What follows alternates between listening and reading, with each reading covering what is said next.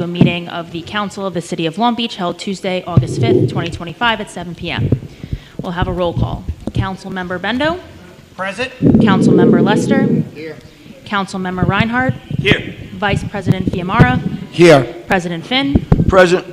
Let the record indicate the presence of Deputy City Manager Phil Ragona and the Corporation Counsel Frank DeCranis. We will now have a salute to the flag.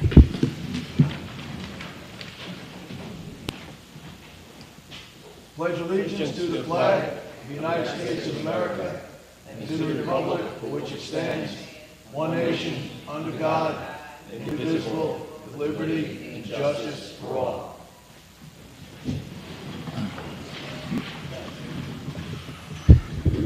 Good evening, everyone, and thank you for coming out to our first meeting of August.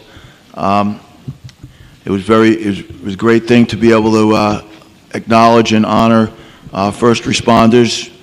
I think that was really shows what Long Beach is all about. We're going to have the city manager's report by Phil Ragona, our deputy city manager. Our city manager our city manager Dan Creighton had a family matter to attend to tonight. Thank you so much, Brendan. Now on to the city manager's report. Good evening to all of you, and thank you for being here tonight. First off, I'd like to say thank you to the police department and the North Park crisis team for yet another successful national night out. For any of you that were out there tonight and saw, it's a beautiful way to bond and bridge between the community and the police department and make each one of us really become one in this beautiful city we live in. It was really good to see so many members of our community out socializing with each other, members of our police department, and the rest of our city workforce. A lot goes into creating an event like this, so thank you all, and thank all the community groups, volunteers, and countless city employees that make this happen. Tomorrow night on Grand Boulevard at 7 p.m. is our next free summer concert. Elvis. No Elvis. Oh, not Elvis. No. Those of you who are fans of 80s and 90s rock won't want to miss this performance by the band Green Machine. Don't forget your blanket and beach chairs, and please consider grabbing some dinner from one of our great local restaurants.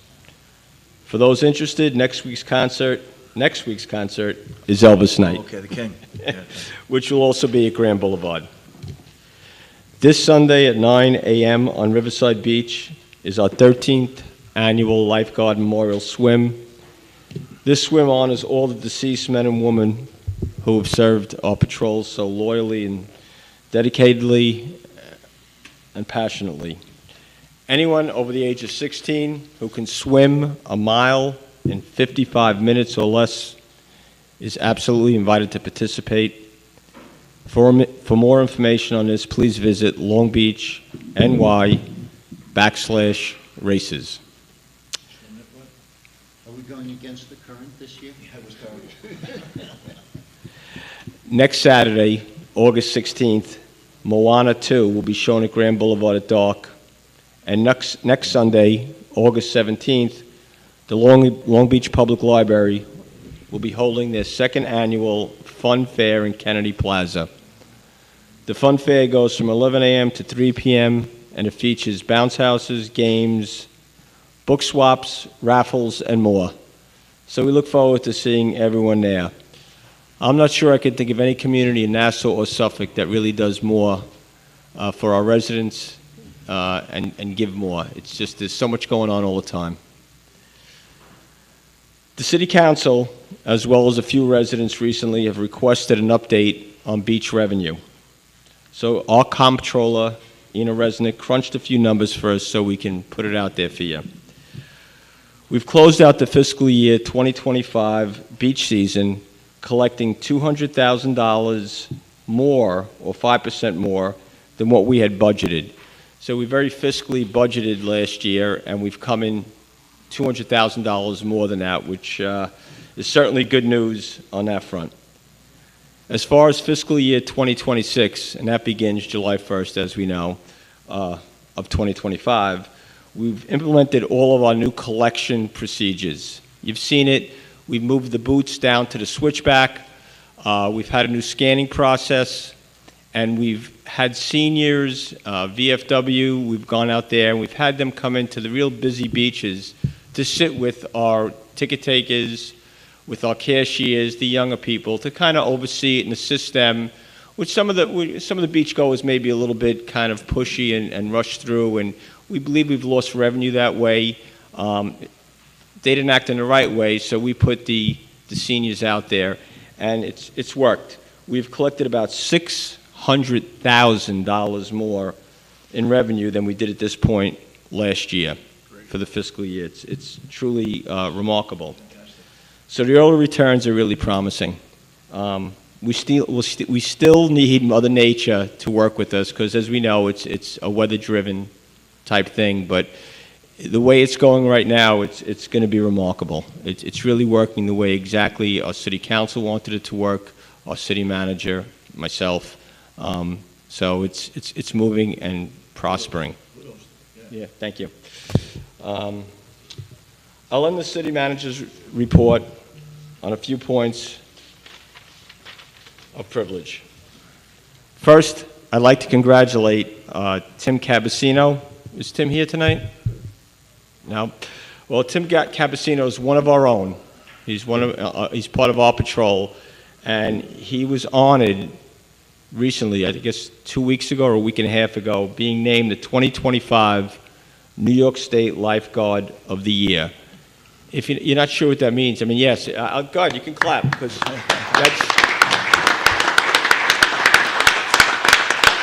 it's truly a tremendous achievement. It's the whole state. And Tim Cabasino, one of ours, got that award. So it was awesome. We were down there. It was a really proudful moment for the whole city. And this award is in recognition for his nearly 2 decades of commitment to keeping our beaches safe. He's also a Division I collegiate swimmer, 15-time Long Island champ, 4-time national champ, and he represented the U.S. in 4 World Life-Saving Championships. Tim is an asset to all of us and a role model for the patrol, and we're really lucky to have him. So, Tim, though you're not here, congratulations. Yeah. Really well done.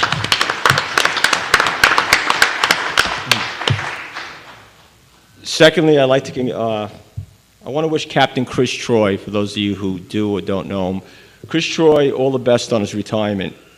He served for 25 years in the Long Beach Fire Department on the career side. Captain Troy worked his last tour this past Wednesday.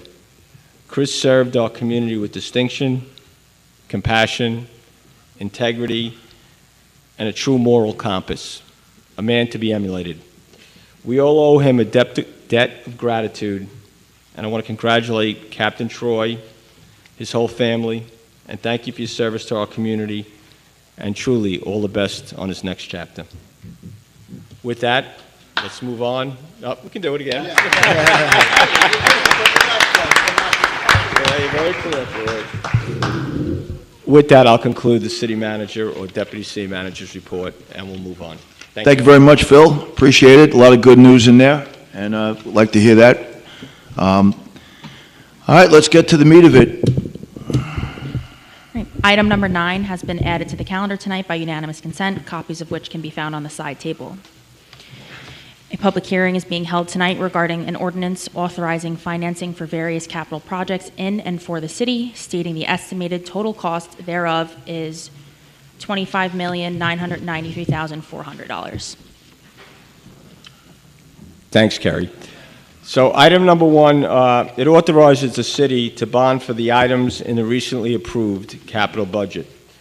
The total authorization is for just under $26 million and includes items like road paving, reconstruction, replacing the turf field down at the rec, enhancements to the boardwalk, vehicles and resources for our first responders, and water system upgrades, among others.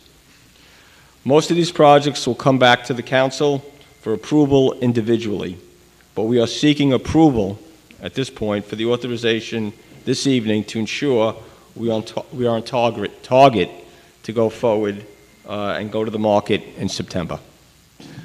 Comptroller Resnick is going to give a very brief presentation, And Ken Arnold is also here from our Public Works Department. Additionally, with Commissioner De Palma, Commissioner Miller, and Chief Borowski, who can also add some valuable information in regards to the capital plan. And hopefully somebody can answer that phone. It's in the back room there. I don't know who it is, but it's not mine, luckily. They hung up. Don't shut the door. It's like a horror movie. Don't shut the door.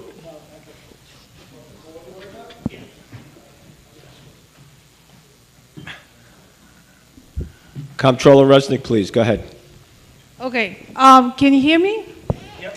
Ina Resnick, City Comptroller. I will need somebody's help to click through the slides. So, next slide, please. The purpose of this ordinance is to authorize bonding for essential capital projects across the city of Long Beach. Those projects were already approved in the capital plan in May of 2025. They cover infrastructure, public facilities, emergency equipment, and those projects align with the long-term capital improvement strategy. Next slide, please. Projects are allocated between three operating funds of the city: general fund, water and sewer projects, and for the general fund, we're looking to finance facilities, equipment, fire equipment, parks, roads, and drainage. And for the water and sewer fund, we're looking to finance water infrastructure and sewer infrastructure and rehabilitation and improvement. Okay, so for the general fund financial summary, total estimated cost of the projects that we're looking to finance is approximately $17.6 million. We already have prior authorized and unused bonds of about $2.3 million. And what was already borrowed for this project via prior authorization is $3.2 million. So total bonds that we're looking to get authorized for today is $12.9 million for the general fund. Next, okay. Water and sewer financial summary here. It's combined for both water and sewer. Sewer is very minimal in the immaterial in this ordinance. Total estimated cost of the projects is $8.4 million. The total bond authorization requested is $4.5 million. And debt service structure to minimize tax impact, use of existing debt capacity, and responsible repayment schedule will be prepared, and we do not anticipate immediate property tax increases based on this borrowing. So I'm not sure if everyone can see this schedule, but basically that's a projection for if the total of $17 million will be borrowed. Half of it in September of this year and half of it in February. You can call it the worst case scenario because as the document in the City Council agenda, but that was also posted online, shows that we anticipate over $3 million in grants to come in and reimburse the city for the monies that will be borrowed. Once the projects are completed, once the funds are expended, city departments will be submitting reimbursement requests to the state and federal government and will potentially not have to borrow whatever will be given, whatever will be awarded to us in grants long term. So this is, again, the worst case scenario. This can potentially cost additional $1.3 million, of which $981,000 will have to be funded by the general fund. Now, after grants are received by the city, this will cost us about $739,000 a year once reimbursed by grants, and this would be the best case scenario, but what's presented here is really the worst case. City historically receives most of the grants that we have been awarded. So the grants that we had presented in this bond ordinance are the grants that city had already received an award for, and we just need to start borrowing, expending the money, and then requesting for reimbursement. Next slide, please. So this just goes over the law that guides us in this process. It's introduced and published per New York State law. This public hearing is held for the transparency and input, and it's a subject to a 30-day as-to-belt period after the approval. So basically, we cannot issue any debt for 30 days after this ordinance is approved.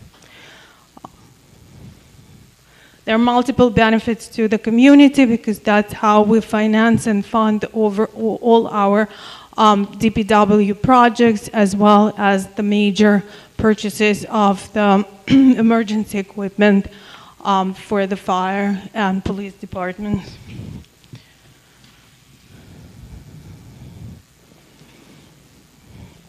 So in summary, we're requesting $12.9 million authorization for the general fund, 4.5 authorization for the water and sewer bonds, and total request is $17.4 million. We recommend the approval of bond ordinance to support critical capital needs.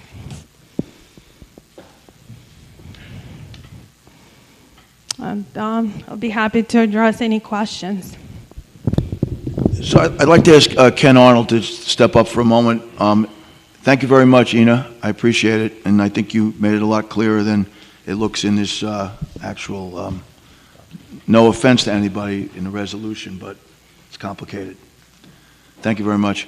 Can you just explain a couple of things that that Ina just talked about in terms of actual machinery and things? Sure. So in this capital plan, we're spending $2.35 million for road reconstruction and road overlays. The road reconstruction projects, one construction would be East Bay, and then we're designing East Pine Riverside. The overlay program, we're laying that out now. What roads we're going to do, we have to coordinate with the utilities so we don't dig up a road that they need and vice versa. Right. For public safety, we're spending $3 million.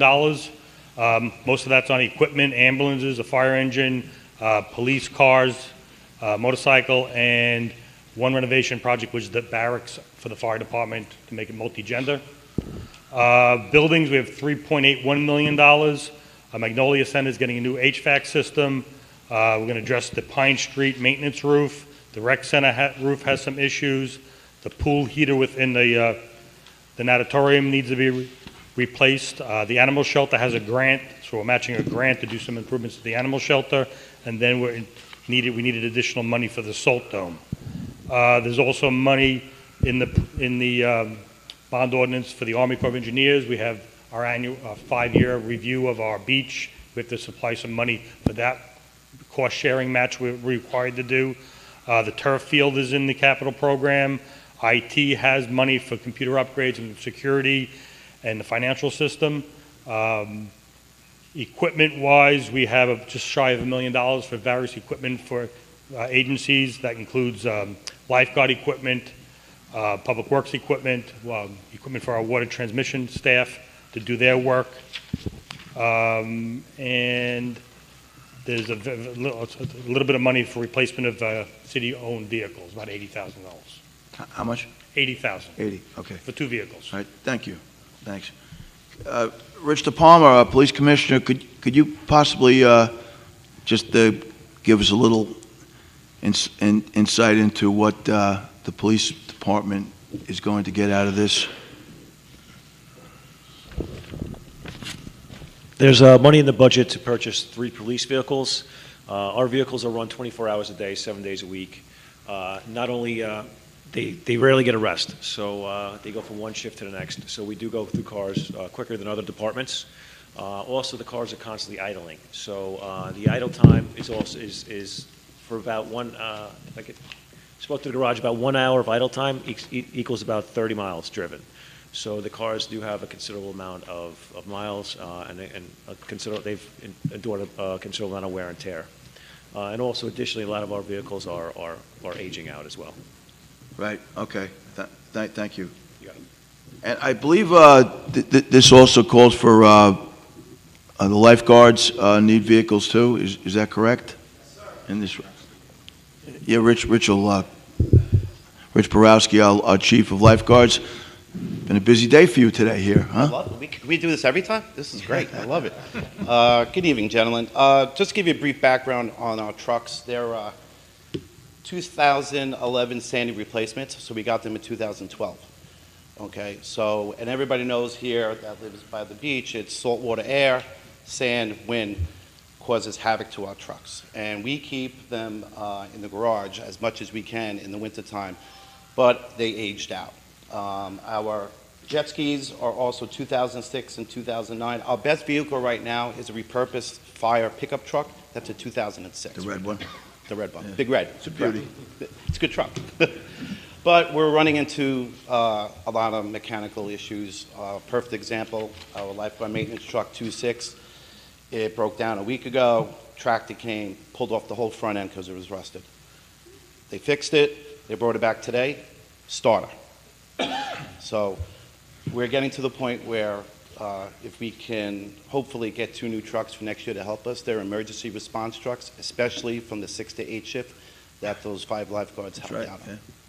So, Okay. Thank you very much. thank you, guys. Thanks. Appreciate it. We questions from the council? John? Okay, Roy? I'm going to start with Rich. Rich,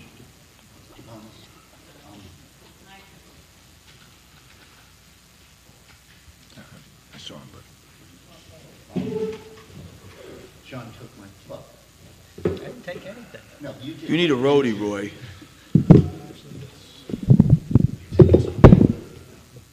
Swap out the mics.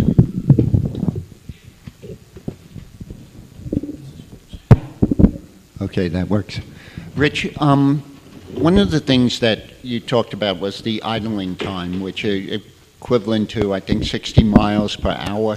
30 miles per hour. 30 miles Yeah, per hour, per hour. and that's considered mileage on the vehicle. Correct. And I know we went over this a couple of years ago, and I was told that the idling had to be continued because of the electronics, because you need the electronics working. Correct. And then I think it was last year we talked about the electronics and getting these electronics that don't consume as much power. Have we Yes. gotten anywhere on that? I mean, because So yeah, we're still in the process of our 365 Labs RMS system is still being implemented. Once we get that implemented we're going to look to purchase tablets, and then we can take the computers out of the cars once we purchase the tablets. yeah, because that would save us a lot. Yes, it You know, will. it's the same with the ambulances. I mean, we're running through the cars because they're idling so much, and that's just a shame. And you also take into account these police cars are the officers' it's their office, for lack of a better word. They're in it they're supposed to be on post in their car, and these cars are running all night. So it will help us cut down on idling time, when we get tablets. But we still will always encounter high idling times with the police department. Yeah, I don't think there's any way of avoiding that. I mean, unless. Well, you if know, it's for electronics, there are, Well, right, but when it gets to be, let's say 85 degrees and the cop's wearing a vest and he's sitting, in a car that's not running, he's gonna get dehydrated or she's Oh, gonna get no, dehydrated. I kind of understand thing. that, but I'm talking about, just idling for the electronics, which is what I well, yeah, understood was the right. main reason we keep the cars idling. Yeah. I would not deprive anyone of air conditioning. I've learned that. I've worked in a few cars with no air conditioning. It's not a pleasant thing, Well, but that explains a lot. Okay, and Ken, I did have a question. Did you say we're spending additional money for the salt shed? I wasn't sure I heard that right. Yes, we added, where is it here? There's additional money in the capital for the salt shed. We did receive a grant, so some of this will get reimbursed, but we did need additional funds to, But that salt shed's costing us over $1 million, isn't it? about 1.2 million. Yeah. And I think our grant is 600? Yeah, the grant is 600. But originally, I mean, when you say additional money, was that factored into the beginning when we first decided to get the salt shed? I thought it was, you know, at that point, I thought that was the amount we were going to spend. And I don't remember what it was. When I did the capital plan, I revised it for the number that we need that's in today's bond ordinance. Okay. So it's been the same since the capital plan. Okay. And Ina, I have a question.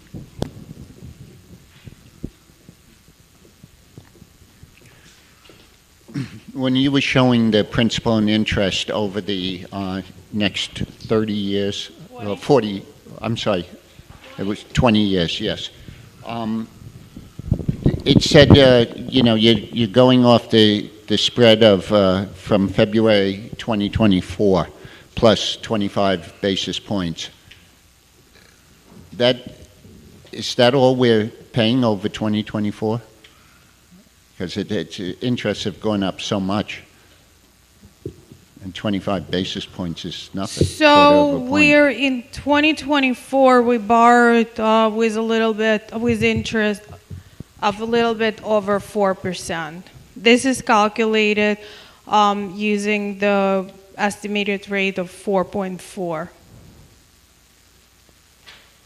But that's 40 basis points, that's not 25. No, it was over 4%. I said it was a little over 4% Okay. borrowing of 2024. It was not exactly 4%. Okay. I'm just, you know, No, I I just don't want to understand. be caught by that interest. And Say 4.15. so when I look at the useful life of most of these things, we're allowed, does it have to be specific when you borrow for something that gets paid in that useful life, or can we lump all them together and It's take the lumped average? together to arrive at 20 years. Okay, thank you. Sure. John? Ina, sorry. It's on. No, it wasn't on. All right. So we're looking to borrow 17.4, but then there's another, I think it was on the slide, about 2.7 that's been previously authorized but not borrowed yet. So theoretically, we're looking at potentially borrowing up to 20 million. Is that correct?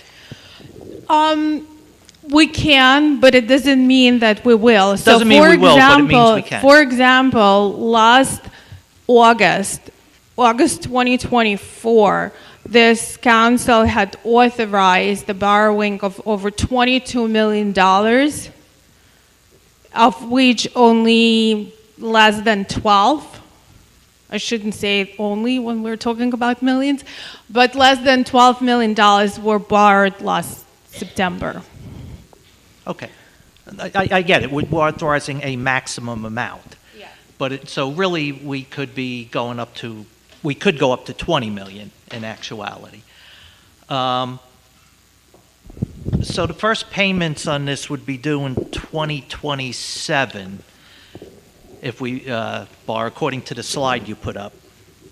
Yeah, the long term, yes. Correct. So we assume, but usually when we borrow short term, meaning that it's a short term borrowing for a year, and then if we don't need the money or receive the grant or completed the project, then we act on that. So if the project is completed and we know that we will need this money long term, we convert it into bonds.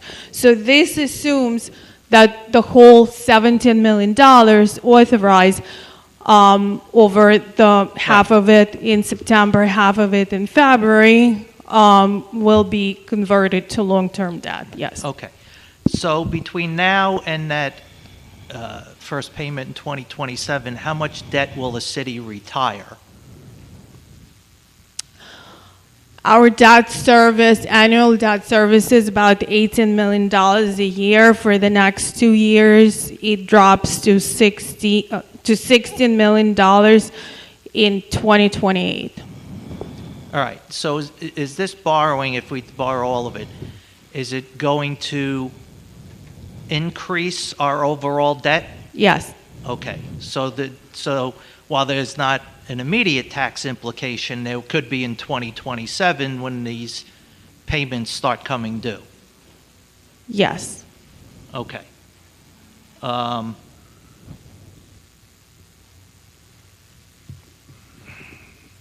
Do you have any idea what the overall increase in debt will be?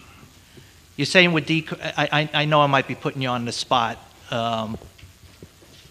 and maybe that's something I need to get after this, that you have to go back to your office. But all right, so we're actually increasing the overall debt, though, if we borrow all of this, and that's the 17. That doesn't include, again, if we also borrow the other 2.7, which has already been authorized, so we could go up to 20, so we could even be increasing the debt that much. Okay, thank you. So what number are you saying you think it is? Well, no. What I'm saying is to Tina's point, we're authorizing up to an amount. Yes. Doesn't mean they're going to borrow all that. Right. But, so they're asking for the 17.4. There was previously authorized money that hasn't been borrowed Right, yet. the 2 So points, theoretically, they could borrow up to 20. Got you, yeah. So that's what I'm trying to get at. It's Right. what we theoretically could Right. borrow up to. So Right. it looks like the number's 20. Mike? You Yeah, and I'm just to done. make a comment too, something we were discussing earlier with Ina and Dan and Phil. You know, this is, as John just mentioned as well, this is the estimated max amount. These numbers for these items on the spreadsheet are, you know, maybe not every item, but the far majority of them, it's going to go through a procurement RFP process, where it's almost the city council, the administration gets a second bite of the apple, so to speak, where we can say, okay, we're going to bond this, but when it comes down to it, if there's a turf field, we're going to RFP that. It's going to go through the procurement process. We're going to hopefully we get many, many bids for that, and we'll decide what's best for the city, long-term, warranty-wise, and for going forward. Yeah. I just have a question. Because we were talking about this in the pre-meeting, and obviously my concern is any tax raise. The current rate, I think you said, is about 4.4, what the new debt would be at, and that's with rates being pretty much historical high right now.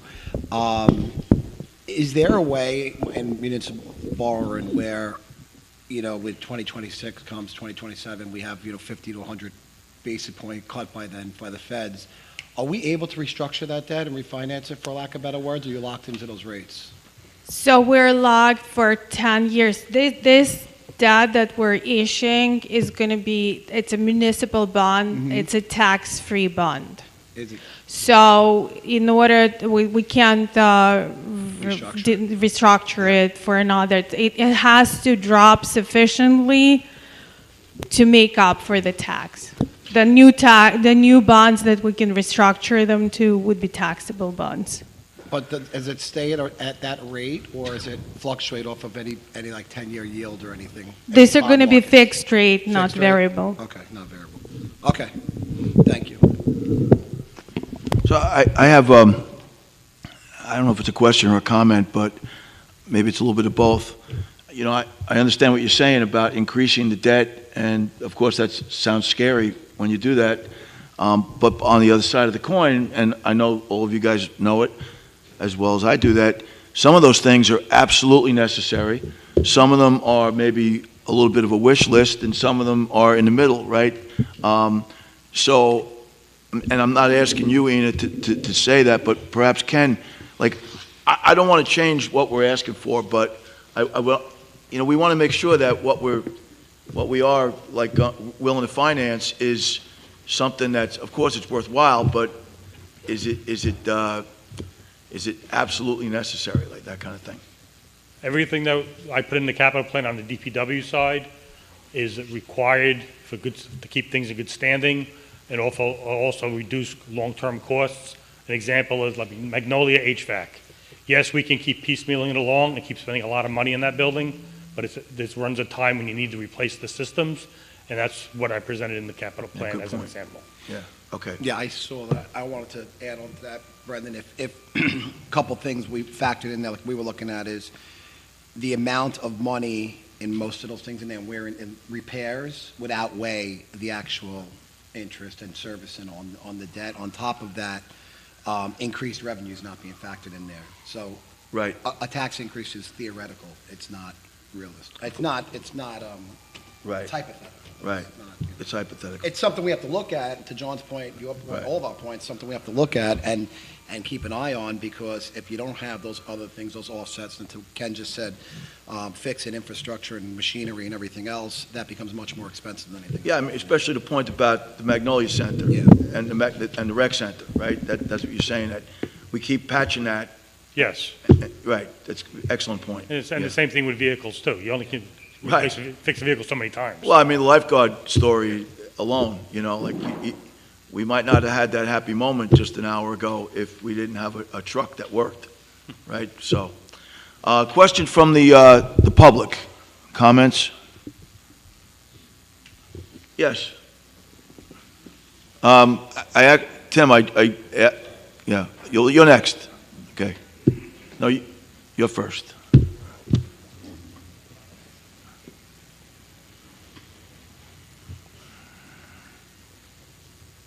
Good evening, Eileen Hesh. Is it on? Eileen Hession, Long Beach. Good evening. I don't have my right glasses on. I'm sorry. I'm going to have to be squinting at this. You want to borrow mine? I'm a 3. Are you? Oh, not yet. Not yet, but I'm getting there.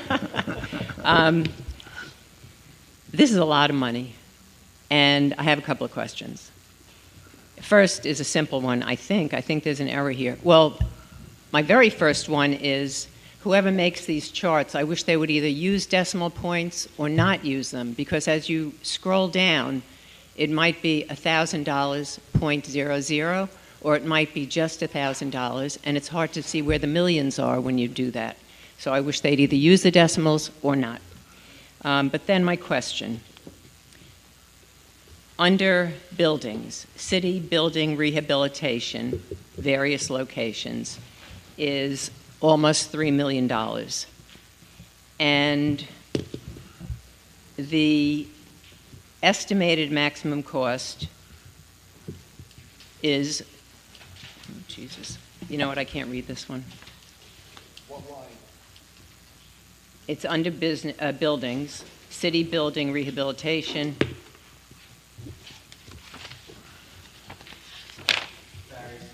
All right, you know what, skip that one.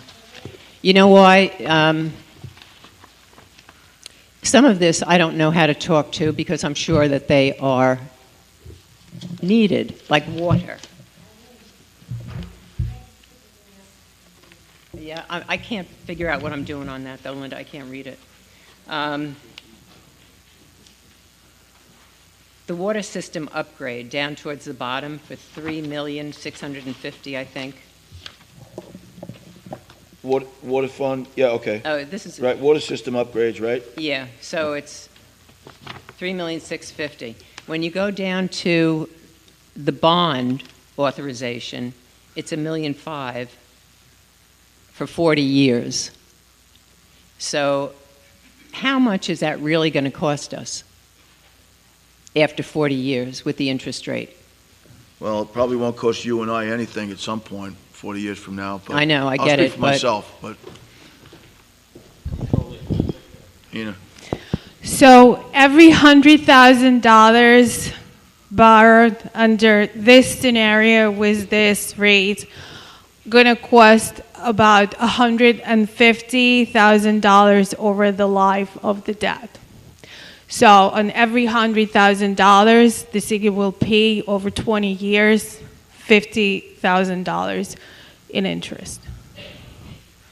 So what's the total after 40 years? I mean, So that's not how we borrow. We're going to borrow for 20 years. It's all blended, and then the average rates are calculated. So this will be paid out in 20 years, not in 40 years. Why does it say 40? That's the PPU. That's the useful life is 40. But there are some projects there that's a state law. I don't know how it was created, but the borrowing is for 20 years. The useful life on this particular project is 40 years. All right, my point about it is that it's a big number, 3 million. I'm sure we need it, it's water.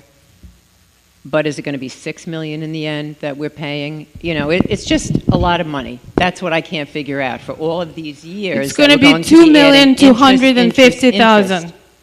$2,250,000. Instead of 1,500,000. The interest will accrue. Over 20 years, it will be $750,000 of interest approximately, yes. Okay, I vote no. All right, but that's water, and that may be necessary, and it may be necessary over 20 years or 40 years. But back up to where it says various, and it's the Economic Development Boardwalk enhancements, almost $3 million, 2.9. I think there's grant money involved there. Yes, I see there's grant money, but there's also matching funds. So we have to pay $1,950,000, I think. Oh, what? Sorry, 400. $1,450,000 over, again, 40 years. That, I think, is not necessary. Our boardwalk is fine. We don't need to put $3 million in it. And even if they're giving us $1 million for free in grant money, I say no. Don't do it. We don't have enough money. You remember, don't forget, you've already used up or intend on using the rainy day fund. Right. And Right, so, first of all... we're broke. You know, we don't really have enough money to invest $3 million in the boardwalk.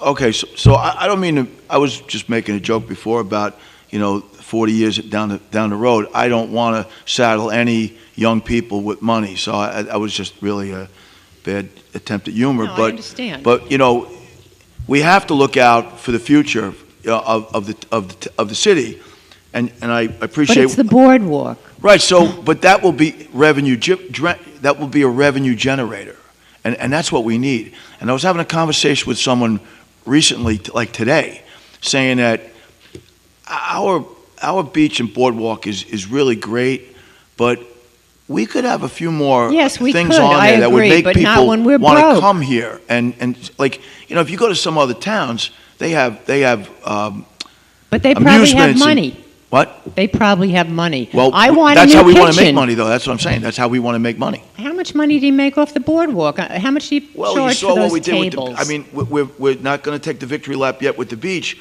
But Yeah, because you're still not positive, right, in the beach? We've done very well with the beach, and we think... But we I haven't understand. made money, isn't that right? We haven't made money on the beach. We might have done better than last year or better than anticipated, I think but we haven't made money on it. I think we're going to. That's what we have to try to do. Yes, you have to try to do it, but you also have to try to stop spending so much money. There are things on here that I believe are not necessary. We just bought a $2 million fire engine. I know there are fire people here. I love our fire department. I appreciate them. But sometimes the $2 million might be $1.5 million, and we do okay. Really, cut it down, please. Point Please, well I beg taken. of you. Yeah. Look at it and decide what really, really needs to be spent, because this is a lot of money, and our taxes are already ridiculous. We're doing our best to keep the taxes down. I know you're. Some of the fees are going up, though. Yeah, well, that's true. Thank you. Thanks. Tim.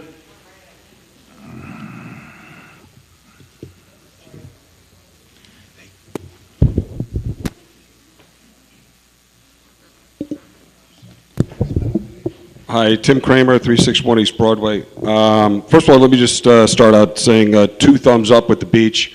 And when you look at the fact that June was a really challenging month weather-wise.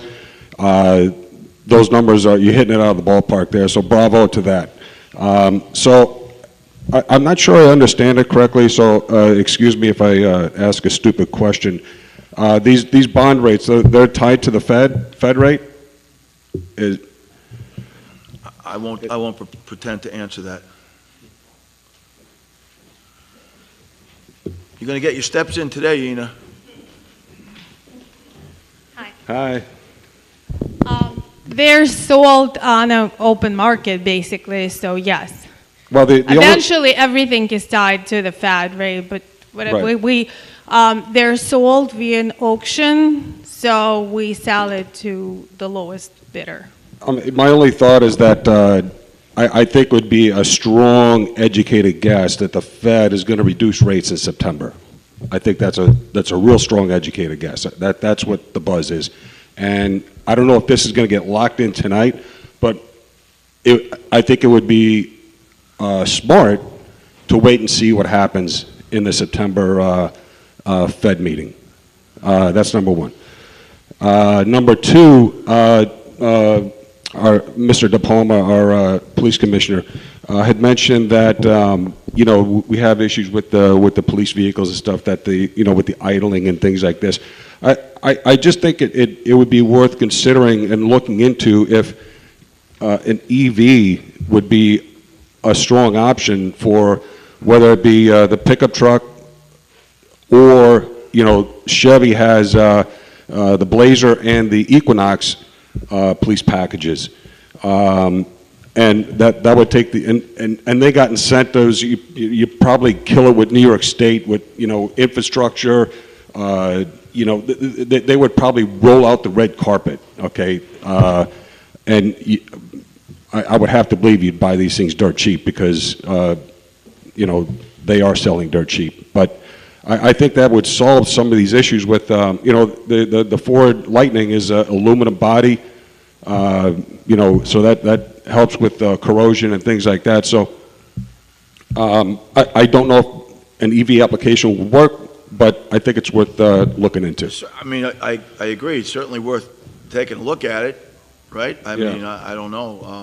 Just some of the issues. I'm that sure you there were are police talking departments about, using EVs right now. I wonder how that's working out. Yeah, we are looking into it, but the one fear I do have is with an electric vehicle, if the power does go out, if we have another Sandy, and we have no avenue to charge them. That's my only fear, being a first responder. But we're not ruling it out, but it is something we'd consider. Yeah, no, fair enough. It's just something to consider. But Fed rate, I think I would ice this thing until the end of the November meeting. Check that, the September meeting. All right, thank you, Tim. Yes.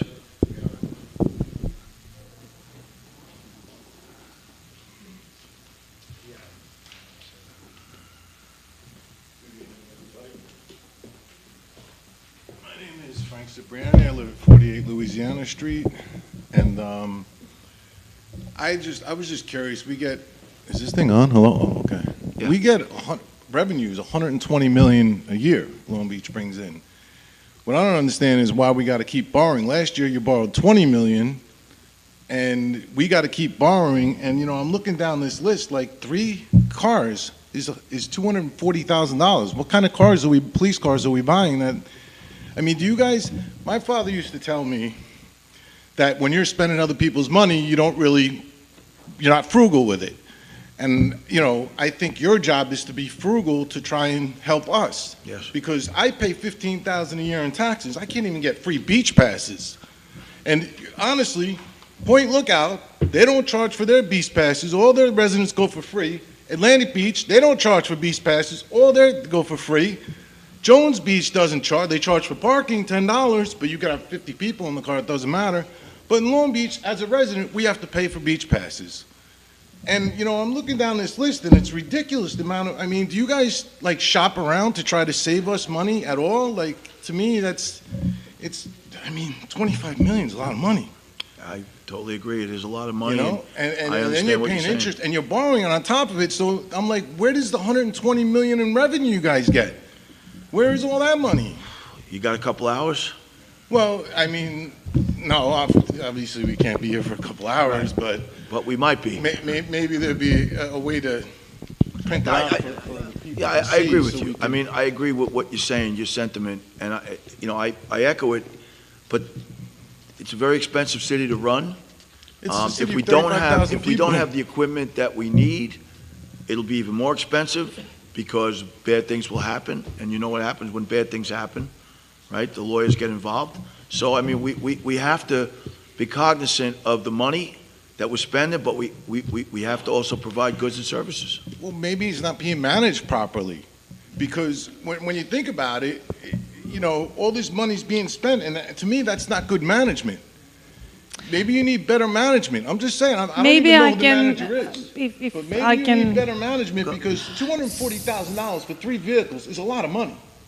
So I What will kind of vehicle? Are you buying conceptually. Mercedes for police cars? Yes. No.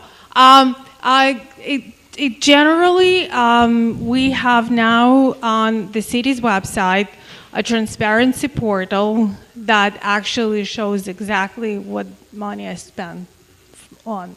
So you it show shows exactly the 120 exactly. million? It has the budget for the upcoming year. Now it's current year, and for the last 5 years, it shows how city actually spent every single dollar. Oh, because I didn't see it. I looked everywhere. Yeah, we presented it a couple of months ago, and they also offered that whoever looked at it and has any further questions, you're more than welcome to reach out and ask me about anything that you see there, any suggestions or questions.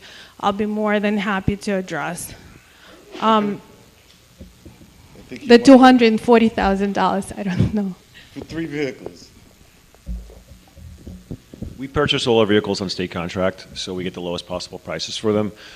The big expenses with police cars is we have to put a lot of equipment into them: lights, sirens, computers, and some partitions for prisoners. We are taking steps now, as we mentioned before, that we're purchasing tablets. So this way we can spend less money on the computers. The computer systems in these cars are pretty pricey. So we are looking at some cost-saving measures when it comes to police cars. Well, that's good. That's what I like to hear. Try to save some money, because every year our taxes go up, and I feel like what do we get in return? Let me just answer what your statement a minute ago. Our city manager's not here tonight, Dan Creighton, but I say this at quite almost every meeting. I don't think the city has seen a manager of his caliber in many years. He is on top of just about everything in this city. In 24, we had a 0% tax increase. Last year, we were under the tax cap at 2%. So we are keeping the taxes down. We are managing the money as best we can, but we still have to provide the services. So I'm not going to say you're wrong. You're right. We need to be managed well. I believe that we are. Right. Well, you said the boardwalk has an income. I don't think the beach has an income, because you charge people to go on the beach, but Yeah. the actual boardwalk itself doesn't have an income. Well, it could. I mean, How? because yeah, sure. So I'll answer that to Eileen. Before, with the enhancements of $3.5 million that everybody's talking about, we can sit and have this conversation. I said this many times, and every year look for money.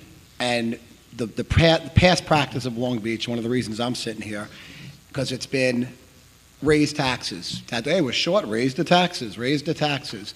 I have a completely different mindset. I think this administration has a different mindset, and what we've done over the last year and a half shows that. And the only way to change that, and I'll say it every time somebody comes up here and says what we're spending on, if you look at the things we're spending on, like a beach enhancement of $3 million with grants and match money, that is a revenue driver. The only way to fix our problem of a deficit here is to create income for this city. That's the only way. That is the only way to solve any problem here, is create revenue. We have a boardwalk that's nice and all that's extremely underutilized.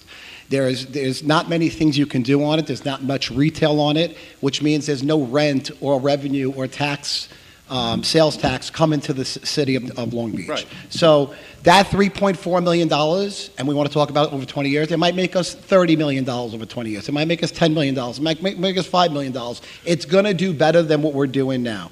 And that's what's important. So to answer your question, Rich, right? No, Frankie. Frankie, I'm sorry. To answer your question and Eileen's question, And I'm not here to pat myself on the back. I think we're doing a great job. When I came into office the previous 3 years before that, I think it was 30-some-odd% tax increases. We're at 2% in 2 years. Can I just ask one We're quick trying question? to manage things the best you could, but you took on a $100 million mess, and I just want to answer one more thing. We have the track. I think 80% of our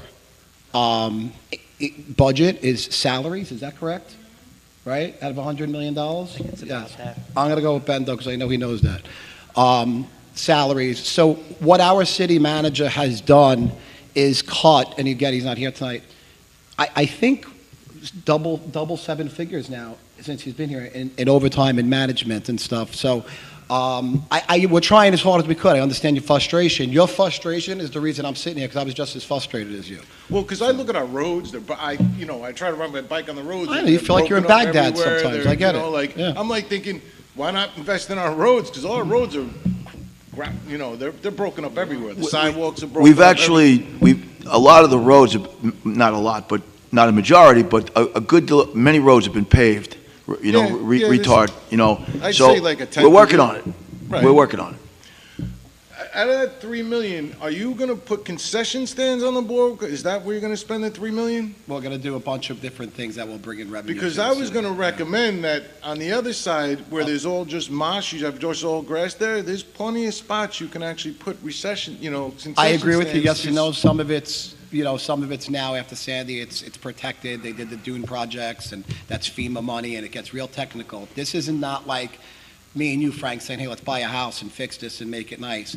Everything you do on that boardwalk, if you adjust something, FEMA can back bill you, and this. It's very technical, and there's a lot to navigate. But again, the $3 million on the parts we could enhance the boardwalk, hence the name of the project. We're going to do it, and we're going to do it in a way that we continue to offset the tax base of Long Beach. Thank you very much. Appreciate it. Any other Yes.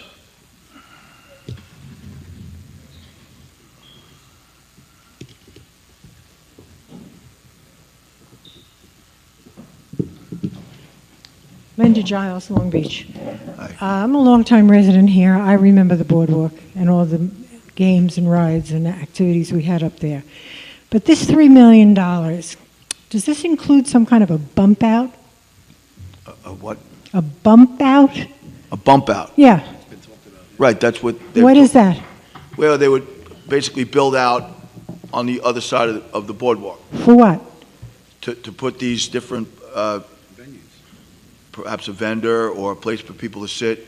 I mean, there's no real plan here as to what to use that $3 million for. It's just no. a nebulous thing from what I'm hearing. No, this could be a real revenue generator. Tell me how. How would you generate? I don't think that we could go over the plans right now. Give me one. Give me one. I'll take one. Ken, do you want to speak? So in the capital plan, we're only bonding $500,000 because we have to put a plan together first, where we need community engagement. So that's the first step of this program. We'll be looking at concessions and bump outs, both, but there's a whole process we'll go through, and just to go over it again, we're not bonding the full $2.5 million, we're only bonding $500,000 to start You know the what? project. All I'm looking for is something specific. If you come up with this $3 million that you want to spend, you must have some idea how you want to spend it. I mean, from what I hear, people don't want arcades and things like that on the boardwalk. Why they not? think Who are the people? because from what I hear, you feel that it doesn't bring a lot of people here. The kind of people that we want here. The kind of people saying who want to hang out on the boardwalk. We want to keep the boardwalk safe. To me, that's number one. We want to keep it safe. Of course. And it's amazingly safe. It's well lit. I walk there at night. I love it. But I don't know I don't know what you plan. So for $3 million for something nebulous bothers me. It's not nebulous. You haven't given me one thing.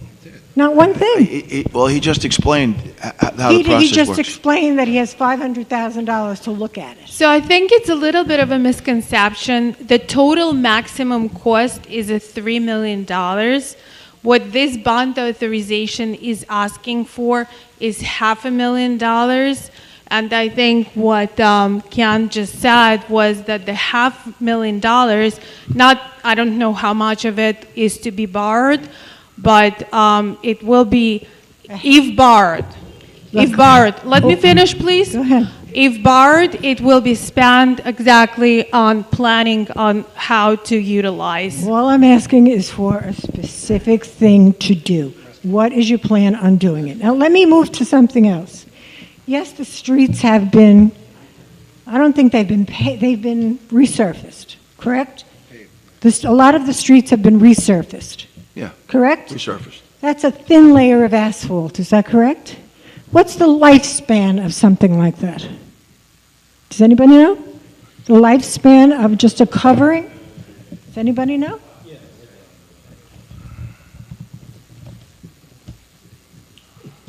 The lifespan on a mill and fill project on a Of the covering. asphalt, yes. Yeah. So on a road like Park Avenue, it could be 10 to 15 years. On a residential street, it could be 30 years. All depends on the Well, amount of most truck of it traffic. is on Broadway. A lot of it is on Broadway. Broadway, it's probably a 20-year life on that type of project. With all the plows and the change of the weather and everything, you think it's 20 years on those roads? We'll see. I doubt it. Look, I'm a lifelong resident here. I love this town. I want the best in this town. I want it to be beautiful. I want it to be profitable. But I want the people who live here to be able to afford to stay here. And we're coming very close to a point where people are going to have to leave because they just can't afford it. And I'd like you to... Because of what? Because they can't afford it. They Right. can't afford the taxes. Right. And please, I would like you to give credit to these two gentlemen who are sitting here who made sure that our interest rates, I was wondering when you would get to that. well, I'll get to it every time because they don't get enough credit for the fact that we're able to borrow at good rates because of what they did in the years they were here. And I want to thank you publicly.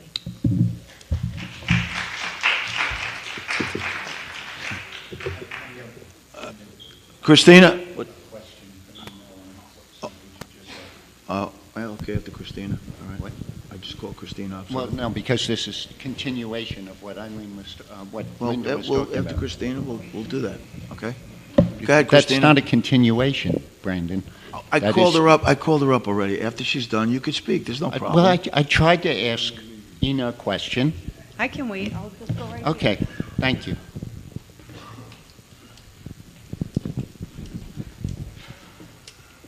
Ina, the $500,000 for the boardwalk enhancement, that's for planning. But we're supposed to get grant funded for half of this. Are we actually spending $1 million for the planning? Or are we getting 250 on that? Or how does that? This is a reimbursement grant, so we have to spend the $500,000 to get back $250. So the planning is only costing us $250? Yes, once we get our reimbursement. Okay. And I think that this...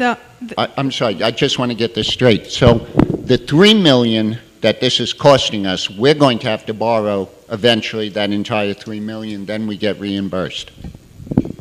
Not necessarily. If we're going to be getting reimbursed as we are working on a project, so for example, we borrowed $1 million, spent $1 million, got $500,000 back. Now this $500,000 is in play, and we can use this $500,000 to. So not all $3 million of it will have to be borrowed at once. And also, this project will, I think, has in mind 2 concessions and multiple small vendors in bump outs.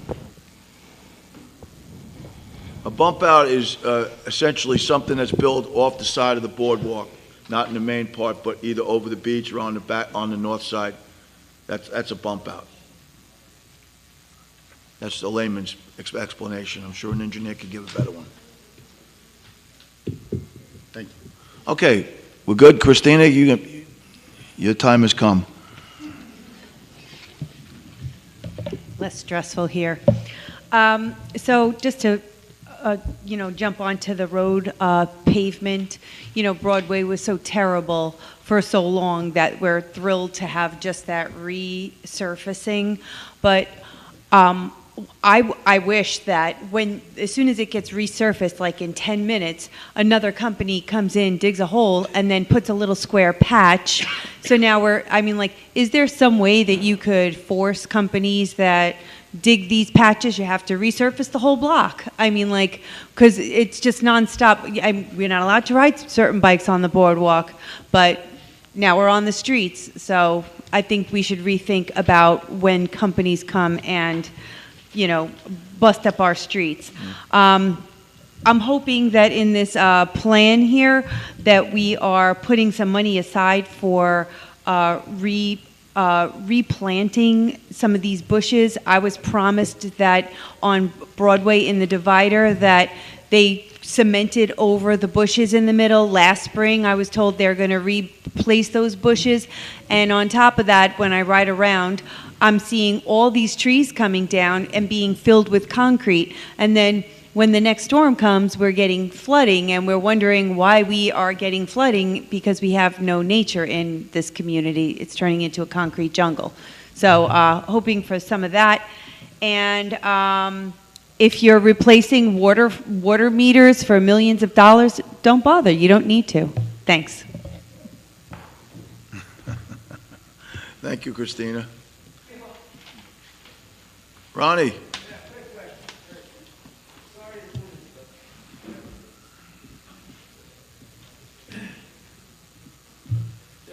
Ron Paganini, Long Beach. On this item here, it says here, bus service vehicle. Is that a bus for $75,000? Bus service vehicle?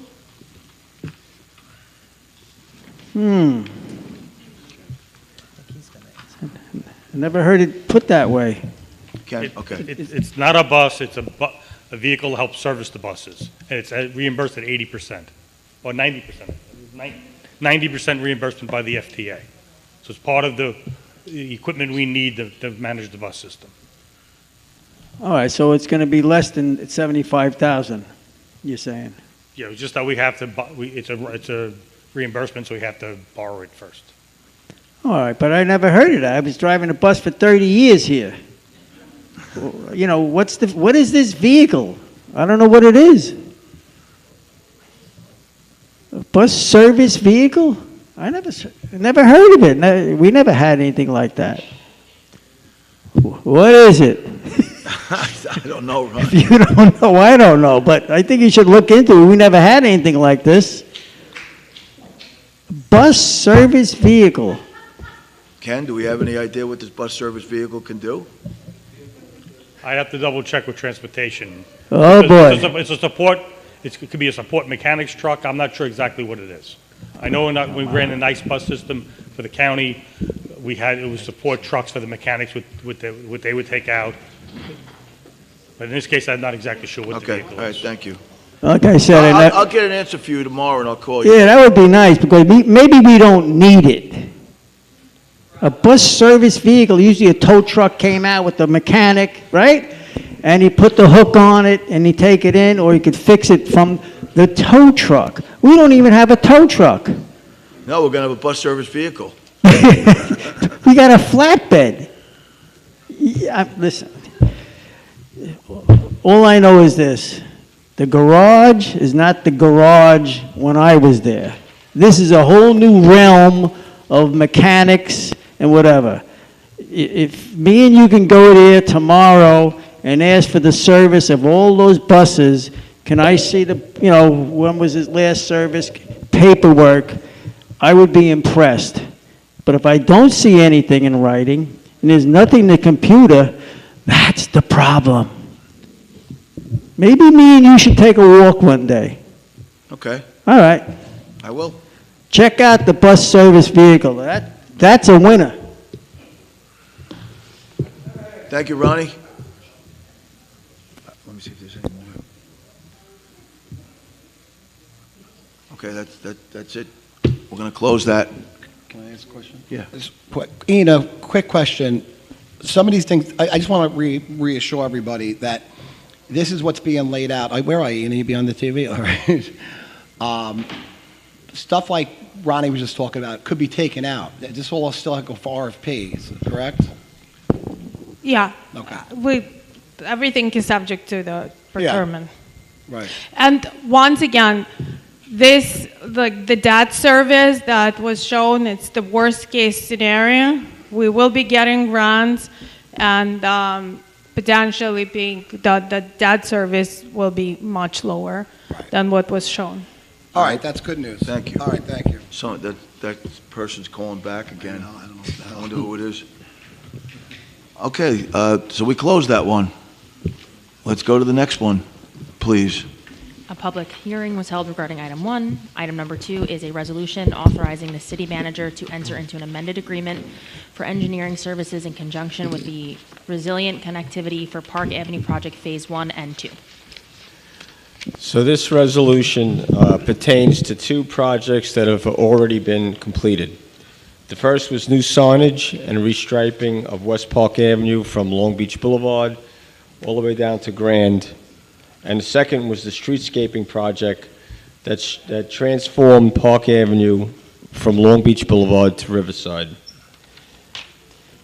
These were originally envisioned as one project, but in order to fulfill New York State's grant requirements, our engineering consultant on the project, NV5, had to submit two separate plans. The resulting cost for this was approximately $38,000, which this resolution is seeking to authorize. If this is approved tonight, 50% of that amount of that cost will be eligible for reimbursement by the grant. The grant term expires this month, so if this is not approved tonight, the responsibility of the full costs will fall on the city. I have both Patty Bourne and Ken Arnold available to speak on this. John, you got a question? Roy? Yeah, I'm just You trying squeeze to... one out? I'm sorry. Yes. I'm just trying to figure out, Ken, and you probably have a really easy explanation. This was done as two separate projects, and now it's being done as one project, and if we don't agree to do it as one project, it's going to cost us a lot more money? Well, initially, the proposal was the consultant put together one bid package. As the program went through its paces, to maximize the grant funding and to keep everything timely, the city engineer at the time decided that we should break it into two packages, to bid two different contracts. That required extra work by the consultant and a little bit extra time for inspection by that consultant. That's what he's looking to recoup those costs. That's the $38,000. So we're looking to get our money back for having divided it? No, we owe, the consultant at the time was there, when he was asked to divide the job into two contracts, said this would be an extra cost. The city engineer at the time said, we'll look at the cost to see how much money we have left in the grant at the end, and that's where we are today. I went through the paper files knowing that this deadline was approaching, and I'm recommending that you approve the $38,000, because if we do it now, we'll get half of it back. If we delay it and we go into any type of litigation, the city will eat all the costs, and the consultant extra costs, I believe, are viable because it is extra work to divide one project into two projects. Did we benefit by dividing it? Yes, because we maximized the grant money we left very little on the table at the end of the day, the way we did this work. So we more than made up the half of the 38,000? Yes. All right, that's all I'm trying to figure out. Mike? No, Ken just answered that question. Chris? Good. So, this is almost like a ridiculous statement, but I'll make it. There's no way that, I shouldn't put it this way. We don't want to pay, without getting the grant. So, we're kind of, it's very important to pass this item. Well, if you don't pass the item today and the consultant continues to pursue the extra cost that he feels is owed to him, it's going to come all out of city capital. Today, now is our opportunity to get paid half of it out of the grant, because if it's approved today, we can get all the billing in and paid in time to maximize that Right, grant. okay. That's, yes. And that grant can't be used for anything else. That grant's going to be closed out, so the money will be just given back anyway. Right, okay, thank you. All right, questions or comments from the public? Okay, we'll close that one. Thank you, Ken. Item number 3 is a resolution authorizing budget amendments. So on item number 3, on June 17th, the City Council unanimously, all of them, approved a new memorandum of agreement with the CSEA that runs through June of 2033. The additional expenses associated with the agreement for this fiscal year, along with a few other personal matters, total approximately $355,000, and the budget needs to be amended accordingly. Again, our comptroller, Ina Resnick, is here to answer any questions and explain the process.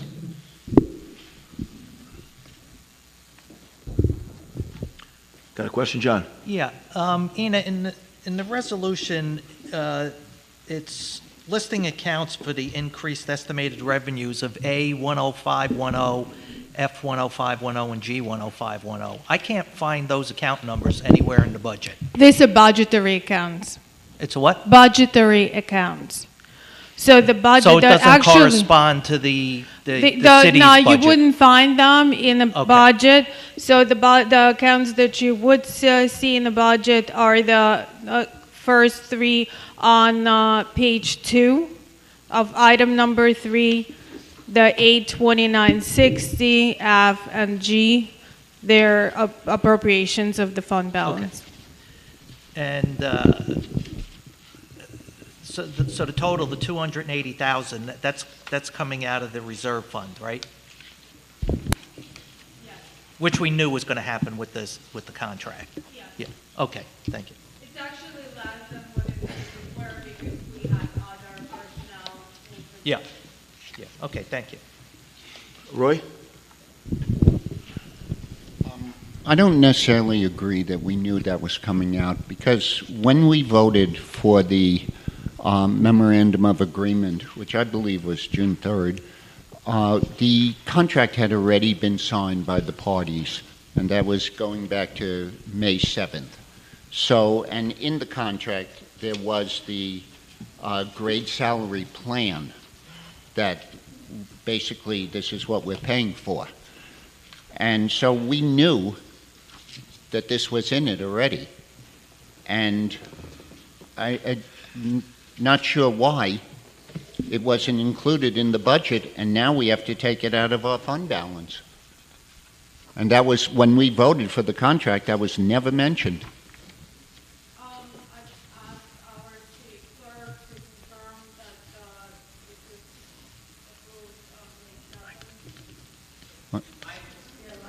I have the contract, I have the memorandum of agreement right here. May 7th, it was signed by the city. It wasn't, the resolution wasn't until June 3rd, but the memorandum was signed, unless this is a, somebody filled in the date after. I don't think that happens here. May 6th, you mean, or May 7th? May 7th, dated the 7th day of May, 2025. By and between the negotiating representatives. Well, correct me if I'm wrong, but the memorandum of agreement is not valid until the council approves it, right? Absolutely, but you know exactly what you're asking the council to approve. Okay. And in it was the grade salary plan. That's Article 5.1. So usually, in instances like that, when unless it's fully executed, it's not budgeted for. Why? That's just the common practice. But if you're entering into a contract prior to the budgeting process, why not budget it? And number one, and number two, why are we taking, we're doing well this year. Why are we taking it out of the fund balance? I really don't like taking money out of the fund balance. So where would you take it from? you just heard this. We're doing very well on the beach. We're going to have money. So when we're doing well on the beach, it all falls in a fund balance. So basically, we're saying that you put it in this top drawer and you're taking it out of the top drawer. No, we're That's all not. it's It saying. doesn't fall into the fund balance. Yeah, it does. No, it's usually used for other budget amendments throughout the year. I've been doing this a long time. You have too. It's usually used for other amendments during the year. It was very difficult, and you know because you did it, to build that fund balance. And I just don't like the idea that we're constantly taking out of it now. And on this particular time, we knew at the time of the contract, at the time of the budget, exactly what we were getting. Okay, so I can try to explain that, but that would be like going, with all due respect, into accounting 101, governmental accounting 101. This is the way to do that. At the end of the day, it really, the goal is to do well, right? To do well, and then, as you said, because, for example, we did $200,000 better on the beach than was budgeted in 2025, now we have this $200,000 to pay for the contract. The contract was not built into the budget because it was not executed. It would not be prudent of the city to present a contract for you, a budget for you for the vote that has salaries in it that are not fully negotiated. And they were fully negotiated. They were signed by the city and the union. They were fully negotiated. They were not, at that time, there was not a resolution by the city council. But this was fully negotiated. It's based on the resolution, though. It had to be approved, yes. Right. It was fully negotiated. So Right. all I'm saying is you knew at the time this was coming. So it's part of the contract. Yeah, that's what I'm saying. Okay, Part of the contract, right there. okay, all right. Brent. Thanks. Yes. Correct me if I'm wrong, just from a budgetary standpoint, it was the same situation with the PBA contract. it's always the same situation, yes. Yeah. If you remember, Thank you. Mike, I know you weren't at the meetings, but at the PBA contract, We were at that Roy, meeting, be nice. actually. I don't think so. I'm telling you, we were Mike, at that meeting. At that PBA contract, I it was was at the meeting. specifically said that this would be taken out of the contingency money. This was not said on this particular contract. The presentation, I believe it's still online and can be referred to. It specifically says that the increases for the CSEA contract are not built into the budget, and we'll have to rely on the fund balance. The good news here is, like you said, we already know that we did at least $200,000 better for fiscal 2025, so our fund balance is not going to fall below what was projected in a budget. We took 2.5 million out of the fund balance to keep under the cap. All right, thank you. Any other questions from the council? Question from the public? Yes.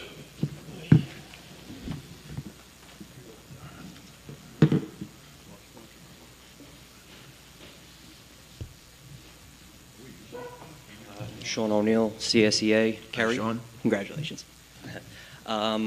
Just want to say thank you to the city manager, deputy city manager, for negotiating a really good contract with John Mooney and the executive board.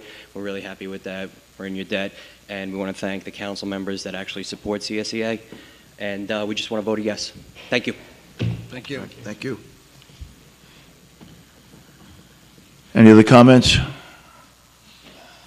Yes. You'll have to use the mic. Maybe we can save. You're never wasting our time. Maybe we can save it a walk. Eileen, what happens is there were contractual raises negotiated in the new contract, but they weren't budgeted for because the contract wasn't ratified before the budget was passed. Okay. So since they're not in the budget, they now have to be covered this year at a cost of, what is it, took my glasses off, 280,000? So that comes out of the reserve fund because it wasn't in the budget. Right. But it's the contractual raises that were negotiated with the CSCA, but were not included in the budget because the budget passed before the contract was ratified. Right, that was brought up by you at another meeting, that's one of the reasons that we don't want to use up the rainy day. And it happened, it was raised with the PBA as well, because the PBA contract was done in the middle of the year, so it wasn't budgeted, so those raises had to come out of the contingency until the next budget year when they're budgeted for. John, you have a very good way of explaining things. Thank you. Thank you. Always. Thank you, John. Thank you, Eileen. We'll close that one. Item 4 is a resolution authorizing the city manager to accept a charitable donation. So in this resolution, the G2H Foundation very graciously and generously wish to donate several pieces of rescue equipment to the Long Beach Lifeguards. The total value of this equipment is estimated to be worth $2,106.62. This item requests that the City Council authorize the city manager to accept this donation, and we thank you, the G2H Foundation, for their generosity. Chief Borowski is over here to answer any questions you may have. You have questions? Just a comment, Brendan. I feel like every other meeting we're thanking G2H and the Hagen Foundation for a charitable donation, and we couldn't be prouder to have them in the community and for their support of the city. So again, just a big thank you to G2H again. Agreed. Chris, question? No, I'm good. Just the same comment. I mean, Yeah, there you go, Mike. right. I mean, I think, G2H is great. I work with them as much as I could, and keep up the good work. Yeah, they bring the city together, certainly. Their events are very morale-building. Any comments from the public? Thank you. All right, thanks for coming up, Rich. Appreciate it. Close that one. Item 5 is a resolution authorizing the city manager to accept a charitable donation. So the Long Beach Lifeguard Alumni Association graciously wishes to donate a jet ski collar to the Long Beach Lifeguards. The estimated value of the collar is $2,280. This item requests that this council authorize the city manager to accept this donation. We'd like to send a big thank you to the Long Beach Lifeguard Alumni Association for this, again, gracious donation. Chief Borowski is also here and hasn't left to answer any questions you have about this donation. John? Roy? Phil, I think it was 2820, right? 2,820. Okay, yeah, I think you did, but I'm not sure. I transposed it. Any questions? Again, thank you. Yeah, thank you. You're an alumni as well as active guy, so I guess you can't be both, so you're still active, Still right? active. Yeah, all right. Any alumni here? Long Beach Lifeguard alumni? All right. Any comments from the public? All right. What about Scott Kemmons hiding in the No, back he's there? active. Oh, active. He's active. I saw him. I saw you hiding back there. You're active, though. Thank you for coming up. Move on to close that and move on to number 6, please. Item number 6 is a resolution authorizing the city manager to enter into an agreement for the management of automated teller machines at various locations within the city. So this item would authorize the city manager to enter into an agreement with the ATM Consultants of Islandia, New York, to manage the 5 ATMs publicly located throughout the city.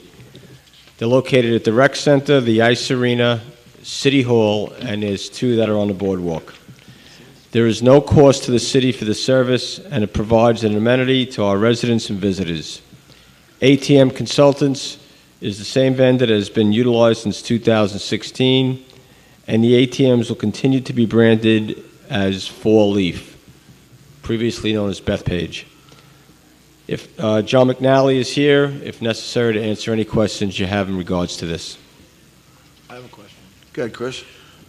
Being my previous life, I definitely have a question about this, John. Do we have a split with this company, a revenue split?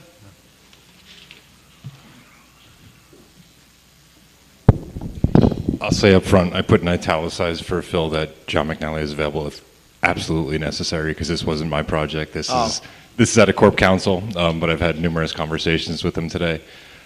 Previously, we had a small split with them, but they claim the cost of borrowing money at this stage of the game becomes prohibitive and are not proposing to give us a split in this. Just not true. I will. No, I'm not saying anybody else's fault, but I will say we bid this out 3 times over the past year and a half, and they are the only company who has responded to the bid. Yeah, and John, to add to what you just said, I know I spoke to Rosemary from purchasing, and it went on BidNet to 72 different companies, and these are the only people that responded. So there was no big... Does it have to go through BidNet, or we can get a private vendor to do it? No, she can send out an email to other Anybody vendors. put them ATMs there? Yes. The one stipulation that we put into play that probably resulted in it being a more restrictive audience is that we wanted the ATM to be affiliated with a national chain bank. Chase Payment Tech does it. All right. I don't think we vote for that. John, you got a question? I was going to basically ask what Chris is asking, is I'm not clear why we're giving them city real estate and getting nothing in return. And John, just so you know, this was my previous life, was a merchant processing ATM. All right, relax. They can't hear you, Chris. I know, I got it, relax. I only can operate so fast. My previous life was the merchant processing world and ATMs and, merchant cash advance and everything else. It is usually a situation with ATMs, and now it's Bitcoin machines is the new thing, but it's 100%. Yeah, you're right. You have a bunch of them in there. That's why you do this job, right? But I don't know, never heard of an ATM company not paying somebody, including private business, and especially not to be in a city property. I wouldn't agree with this or sign on to this with my knowledge. We should be getting at least a 50% split from the machines put on our property. That's just conventional. People negotiate more, but 50 would be fair. Roy? Chris, I agree with you, and I found that very unusual. But what bothers me is, I agree with you. That's the unusual part. Broken clocks, correct twice a day. But what I don't understand is why we put out 72 proposals and only 1 responded. That I don't know. I know the business. I know if we could use private business, and if, I don't know what the restriction is to a national bank or why that. John, again, I don't mean to put you on. No, to my understanding, it was for public perception, as you didn't want a sketchy machine looking up there, being up on the boardwalk. 90% of machines. Let's name the banks in town. How many national banks we have in town? Capital One's gone. We have Chase. We have Citi. Right? Four Leaf is Bethpage now. Four Leaf. Most of the private machines in town, including most of the businesses that have ATM machines, are not national machines. So, look, regardless, I think it needs more investigation before we give away more stuff that we can have revenue on. That's my opinion. My opinion, too. And maybe Vice President Fiumara can help with the search for this. So I could do that. So, if Roy allows we'll let the me public get his comment as well, but perhaps we table it. Like to. Right? But we're going to table it rather than do comments from the public unless somebody feels. Well, we need to make a motion to do that. Yeah, So, right. all right, I'll make a motion to table item 6. I'll second it.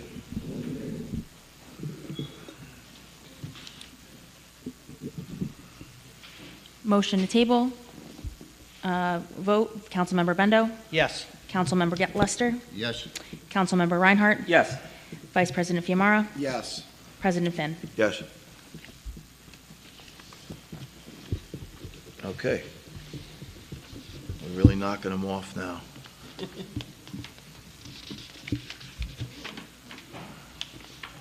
So we close that one. Item 7 is a resolution authorizing the city manager to enter into an amended agreement for professional engineering services for the City Hall building facade rehabilitation. So on February 4th of this year, the City Council unanimously approved the resolution to enter into a contract with Walker Consultants to perform the professional engineering services for the rehabilitation of the facade of City Hall. Upon further examination, surveying, testing, and reporting out on potential hazardous materials that were omitted from the original requested scope of services, something we now deem necessary. The cost associated with adding this service is $21,725, bringing the total agreement to $151,555. Funds are available in the city buildings line of the budget. From the Public Works Department, Ken Arnold is available to field any questions. I just want to clarify one thing. The cost proposal by the consultant included the cost. It was misread when the resolution was put together by the department. So they did include the cost of the reimbursable expenses, but when it was totaled up for the resolution, it was missed. So it wasn't like they withheld it and then they showed it. They did show it in their cost proposal. Okay. You got a question, John? Yeah. What are B and L hazardous materials? What's B and L? It's asbestos, just different surveys of the building materials to make sure we understand what the environmental requirements are for the work as you do the restoration. What does the B and L stand for? That's what I was wondering. B and L? I Googled that all over the engineering sites and couldn't find it. I'm not sure where B and L came from. Is it? Okay. I figured if anyone would know, it would be you. I don't have it in my documents. I'm not sure. Okay. I mean, I assumed it was asbestos and things like that, but I cannot for the life of me figure out what B and L means. I'll double check, but it doesn't ring a bell to me what that is. Okay. It's not good. Roy? Ken, can you just explain, you originally asked for this and they didn't? I don't think he was here yet, right? No, so what happened was, yes, I wasn't here yet, but what I've come across is the resolution that was presented missed the second page of the cost proposal, which included the reimbursable expenses by the consultant.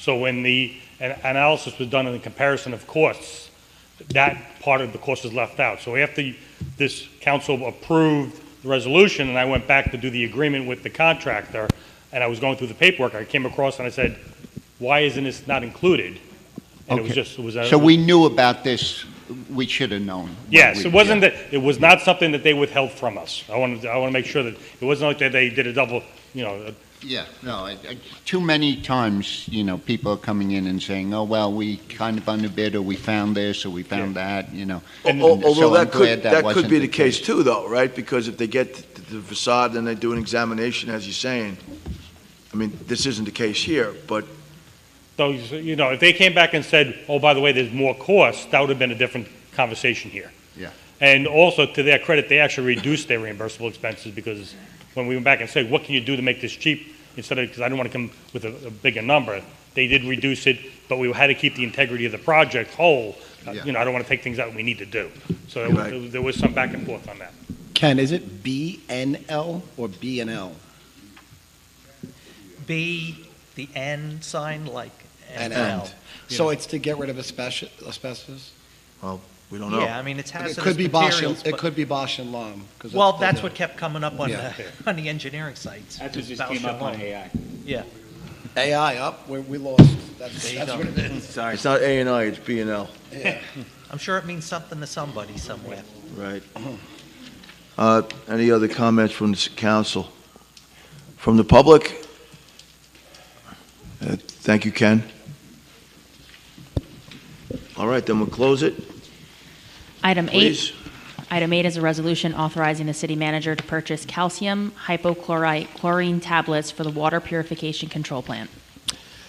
So this item would authorize the city manager to purchase chlorine tablets for the water purification plant in order to disinfect our drinking water. As has been discussed at prior council meetings, Eagle Control Corporation has the exclusive rights to sell these tablets that are compatible with our feeder system. Again, Ken Arnold is here if there are any questions. Getting his steps in. So as Phil said, that the equipment is made by Solinus. Solinus has a proprietary tablet. If you use other tablets, there's clogging issues. We have a long run from the tablet machine to where we discharge the chlorine into the system, so we don't want to take that chance. So we want to use the proprietary tablets, which has a sole source supplier in this area, Eagle Controls. Ken, about how long will $65,000 worth of tablets last? That's a year's supply. It's about a year's supply. Okay. Yes. How does that compare, or I don't know if you know this, to what we paid last year for the tablets? I think the price went up a little bit, not dramatically. I'd have to go back. All right, thank you. I want to answer the question, from 2.4 million gallons a day we process. On average. Any other questions from the council? Ken, I'm sorry, Ken. So we're pumping 2.4 million gallons a day. I don't, we have heard a lot of different amounts of how much we're putting back into the bay, before we go to Bay Park. Do you know that number? I think it's around 5. 5 what? 5 million. I mean, the discharge from the sewer plant? Yeah. I think it's around 5 million gallons. But we're only pumping 2.4 million? That's average. I mean, the peak is 3.8. I'll double check that. You have a good point.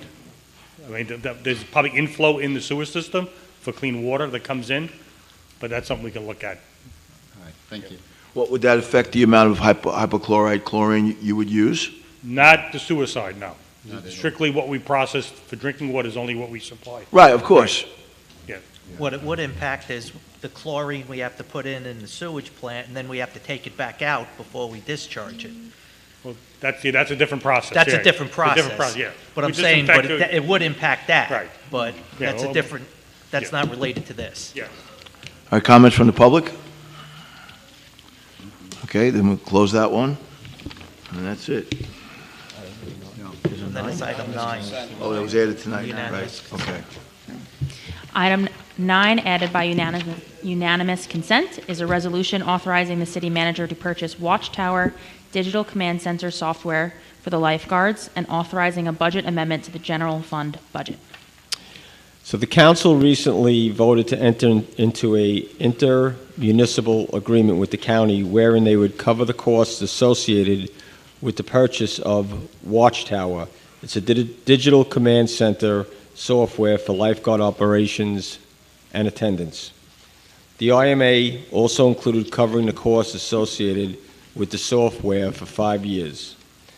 We were waiting on a final county approval before making the purchase, which took place just yesterday. So thank you for agreeing to add the item to the agenda. Approval of this item would authorize the city manager to proceed with the purchase. Chief of Lifeguards Borowski is here if there are any questions.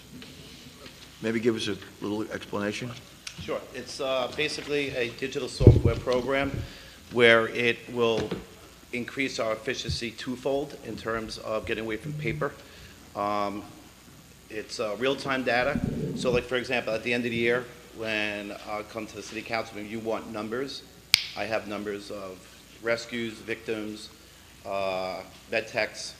Everything is digitalized to a T and stored on iCloud. And then I guess at big the thing that I shack, like- at Riverside Shack, right? I'm sorry? At the Riverside Shack, I guess is where. Yeah, it's computer, we'll have mobile tablets in the trucks. Each crew officer will have mobile iPads as well, so they can send us their crew assignments at a moment's notice. We have it, and what I like about it is they have a public dashboard where the public, the residents, non-residents can access it, and we constantly update it every morning. Okay. Got questions? John? Roy? Yeah, Rich, and I'm asking for selfish reasons. Does that do scheduling too? I'm sorry? Does it do scheduling too? No, we do the scheduling. The officers do Damn. the crew assignments. Yeah. I think you mean, will it do scheduling, if you wanted to? Well, yeah, that's exactly what I meant. No, they manually do it on the. So it would not do Can this software do it? Could the software do it? It could if we wanted to, but we But you don't want move it to. around guards on a daily basis. He wants to bring it to Jones Beach. I already talked to Carrie about it, so well ahead of you. Well, I didn't hear anything about it from Terry. Any other questions? Questions from the public? Thank you, Rich. Thank you. We'll close it. All right, on to the voting.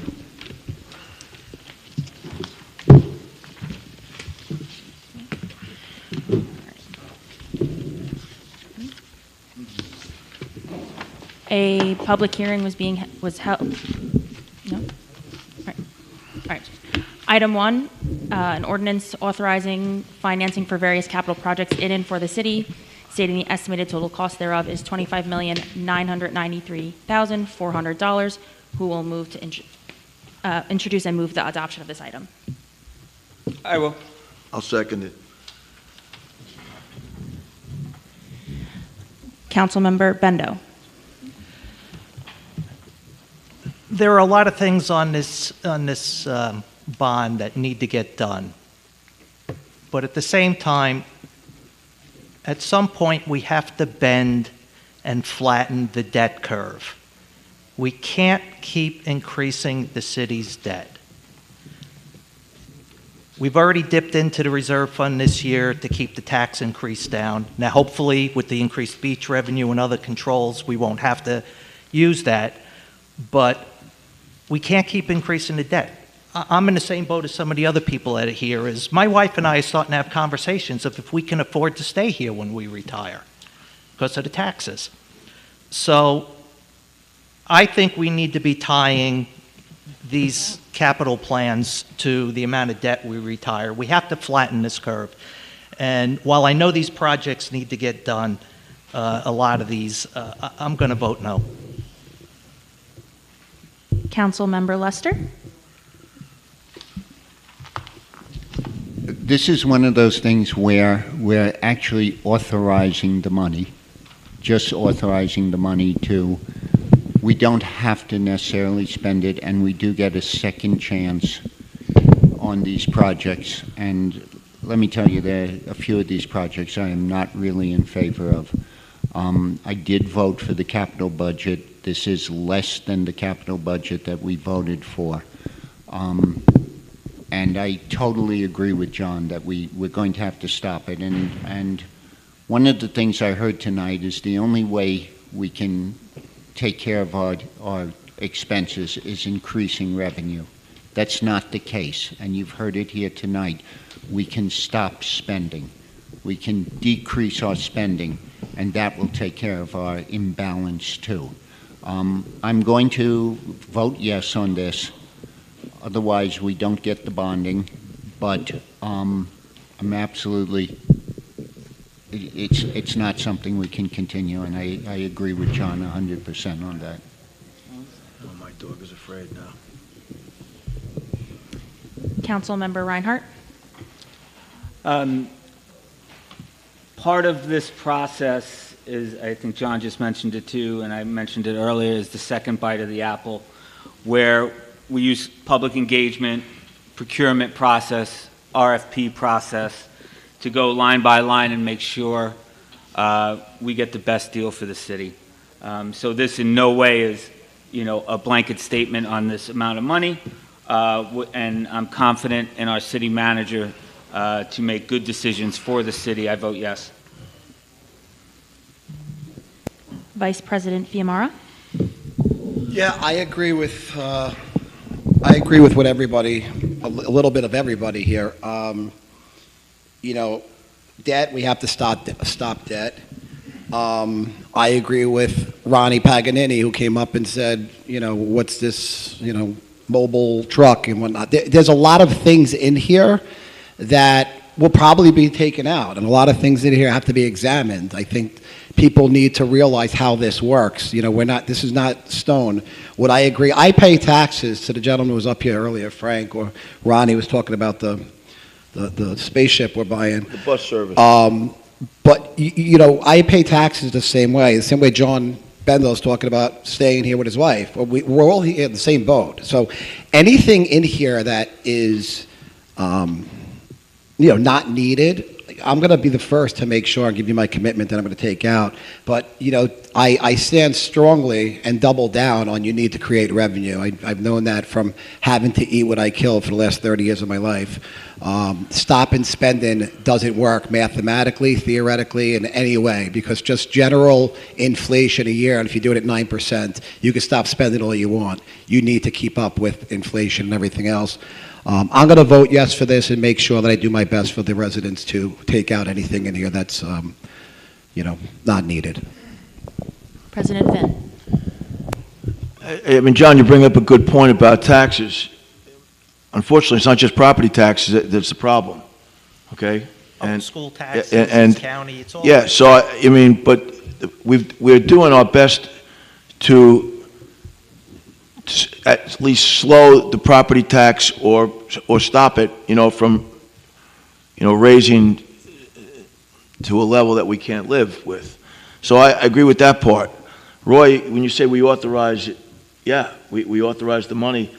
But I think that Dan Creighton has proven his acumen and managerial experience up to now, where he is really extremely focused on the different items that Chris just mentioned. Like, I don't mean the items you mentioned exactly, but going line by line.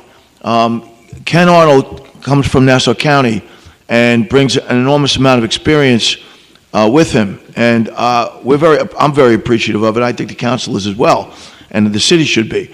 So it seems like we're asking for a lot of money, and yes, it is a lot of money, but safety is a big factor in those in that money, in those requests. So I'm obviously voting yes, but I want to say that this is not just some frivolous spending spree. This has been really looked at and will be continued to be scrutinized. Yeah, very long-winded, Dave. I'm sorry. Item number two. Yes. Item number 2 is a resolution authorizing the city manager to enter into an amended agreement for engineering services in conjunction with the Resilient Connectivity for Park Avenue Project Phase 1 and 2. Who will introduce and move the adoption of this item? I will. Second? I will. Councilmember Bendo? Yes. Councilmember Lester? Yes. Councilmember Reinhardt? Yes. Vice President Fiamara? Yes. President Finn? Yes. Item number 3 is a resolution authorizing budget amendments. Who will introduce and move the adoption of this item? I will. Second? I'll second it. Councilmember Bendo? Yes. Councilmember Lester? I hate the idea that we're taking our money out of our fund balance. We spent years building that up, and that's supposed to be for a rainy day. You built it up on taxes. Yes, and not spending. Okay. Thank you. But I certainly, this was a very good contract as far as I was concerned, and I have no problem with the contract. I have the problem where the money's coming from, but I don't want to stop the contract from going through, so I will vote yes. Councilmember Reinhardt? Yes. Vice President Fiamara? Yes. President Finn? Yes. Item 4 is a resolution authorizing the city manager to accept a charitable donation. Who will introduce and move the adoption of this item? Second? Second. Councilmember Bendo? Yes. Councilmember Lester? Yes. Councilmember Reinhardt? Thank you, Hagens, yes. Vice President Fiamara? Of course, yes. President Finn? What Mike said, yes. Item number 5 is a resolution authorizing the city manager to accept a charitable donation. Who will introduce and move the adoption of this item? I will. Second? I'll second it. Councilmember Bendo? Yes. Councilmember Lester? Yes. Councilmember Reinhardt? Thank you, alumni, yes. Vice President Fiamara? Yes. President Finn? What Mike said, yes. Item number 7 is a resolution authorizing the city manager to enter into an amended agreement for professional engineering services for City Hall building facade rehabilitation. Who will introduce and move the adoption of this item? I will. Second? I will. Councilmember Bendo? Yes. Councilmember Lester? Yes. Councilmember Reinhardt? Yes. Vice President Fiamara? Yes. President Finn? Yes. We could have block voted this, Roy. No, we couldn't. It's John's vote. Oh, you could have done 2 through 9. We could have done that. Next time. We squandered an opportunity. Item number 8 is a resolution authorizing the city manager to purchase calcium hypochlorite chlorine tablets for the water purification control plant. Who will introduce and move the adoption of this item? I will. Second. Councilmember Bendo? Yes. Councilmember Lester? Yes. Councilmember Reinhardt? Yes. Vice President Fiamara? President Finn? Yes.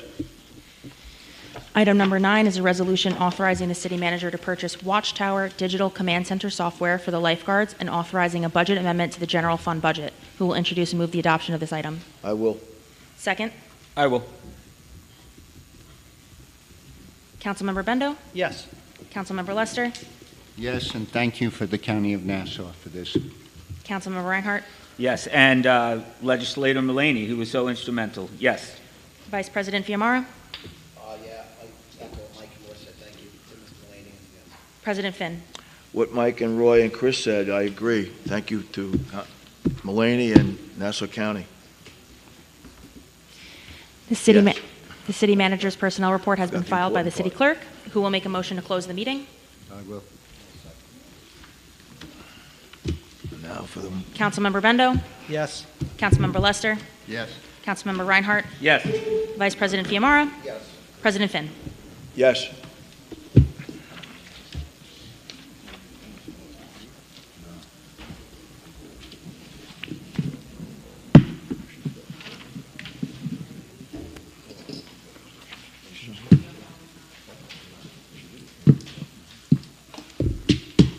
Thank you. I'll read it anyway. I just, before we begin, my favorite part of the meeting, good and welfare. I think it's important to note that we have a 3-minute time limit, which I think is a courtesy to everybody in the room. And people go over and nobody ever gets gonged, you know, so, but I think we need to try to stick within that 3 minutes. When you hear the timer, you know, please wrap it up if you can, because, I mean, sometimes it has to be a little bit more, but we need to keep it down. The good and welfare runs late, and people complain about not being able to get their say in because they had to go home because they had to go to work the next day. So we just try to stick with the time. With that said, Stefan Chinaski? Okay.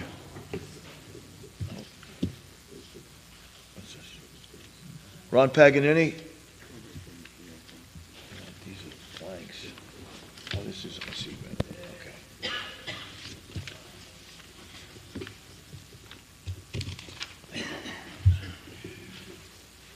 okay.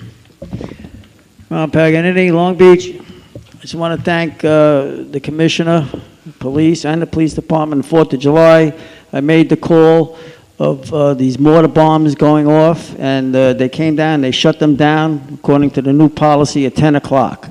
Immediately, they shut them down. The canals was noise-free, the best in years. and, you know, people throughout Long Beach, call the police. They'll come down and shut these guys down, okay? That's what you got to do. That's 4th of July. It's 10 o'clock. It's over. So, like now, we just heard bombs. They do it. Call up. The police will come. If you can get an address, they'll shut them down. It wasn't under my call, was it? No. Okay. So that's it for that. Now I'm on this, there's more to it, but I got to keep moving. As far as the cables coming through, I'm very worried. You know, we got this in the mail last week, Mr. Blakeman and everything, and Mulvaney. They're against the, you know, the windmills and the whole 9 yards, which we are too. But the bottom line is this. We don't have an answer yet. There's no yes, there's no on Empire 2. There's nothing. They never gave an answer. They never gave you an answer, President Finn, on the letter a year ago stating the super grid study, okay? Right. They never gave an answer. You told them that basically we're going to lose our freaking water pipes, okay? Never gave you an answer on that. We need an answer. I spoke to Mr. Mulvaney on the way out. He was going, we need an answer. You got to get into, you basically have to contact a national media. You have to get public, you know, relations on this thing and get it out there of what could happen, okay? Because most people in America think on the Northeast, all the windmill things are shut down. They're not shut down. Empire 1's going to Brooklyn. They need Empire 2, which is us. They cannot complete the job without us, okay? They need the extra cables. They're going to supply Queens, Brooklyn, and Manhattan. So they're going to do half the job? No. What's going to happen basically is the last moment, if we can get an answer, a yes and a no, and get it out to the public, even in the national thing. I gave him Jesse Waters' email and phone number on Fox News, because nobody knows windmills are still going on in the East. Trump threw us under the bus. He cut the deal. Whatever happened, okay? We need it. You need it. You need a yes or a no. Because if you don't, it's on you. It's on you. You need a yes or a no from this government, from Hochul. Is it going through? Is Empire done? Empire 2 done? Yes or no? As of right now, it is no. Yeah, for now. Yeah, But she can I agree change. with what you're saying, but right now it's no. She has the Rapid Act. She did the Rapid Act, and with the Rapid Act, she is the last word. She is the last word. So I'm just saying, for all our good, I hope Mr. Bruce Blakeman gets involved, Mulvaney, you got to get into the major public throughout the country, a national thing, stating what's really happening and what could happen. Let him deny the super grid study. Okay. It's on you guys, it's not on me. I'm trying to help you guys. We need a yes or a freaking no. Yep. That's it. Thank All right. you. Thank you. Wanda Brooks? Wanda's still here? There you are. I see you.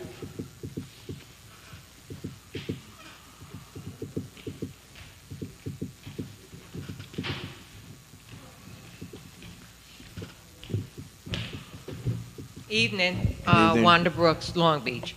When was the last time we had an update on North Park infrastructure deal? He didn't give one at the last meeting? I missed like 2 meetings, so has it been? Yeah, there was one just a few meetings ago. I thought he had one at the last meeting. All right, the last meeting? No, it was the one before that. Yeah, I'm not certain, but there was an Yeah, update. you weren't here that night. Okay. You weren't here. What we could ask Dan to send the presentation. Yeah, right. to Wanda. We'll send that to you. Okay, thank you, I appreciate it. Yeah. And Leroy Conyers Park, I've been asking for updates, which we're moving along, but we have 4 water structures that just need to be painted. I don't think we need to put that out for a bid because it's only going to take like 2 hours Right. to paint the structures. So do we have, can that be done in-house? If not, can the community paint them and y'all supply the paint? That's, well, let's discuss. water structures in Leroy Conyers Park, Mhm. right? Yeah. Are they big? No, I have a picture so you can see. They're really not. Wanda, we can do that in-house. Oh, we can? Yes. Okay. Any time frame or? I'll reach out to you. I'll get on it tomorrow. Okay, thank you. I appreciate it. Right. Thank you. All right, thank you.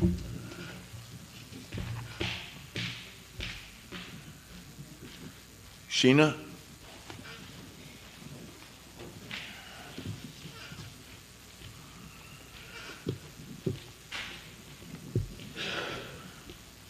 You got your Long Beach hat on. I recognize you. Right. Good evening, everyone. Sheena Curry, Board Chair and Acting ED of the MLK Center. I would like to express my sincere appreciation. You'll have to speak in front of the mic. Oh, okay, Yeah. okay. Can you hear me now? Yeah. Okay.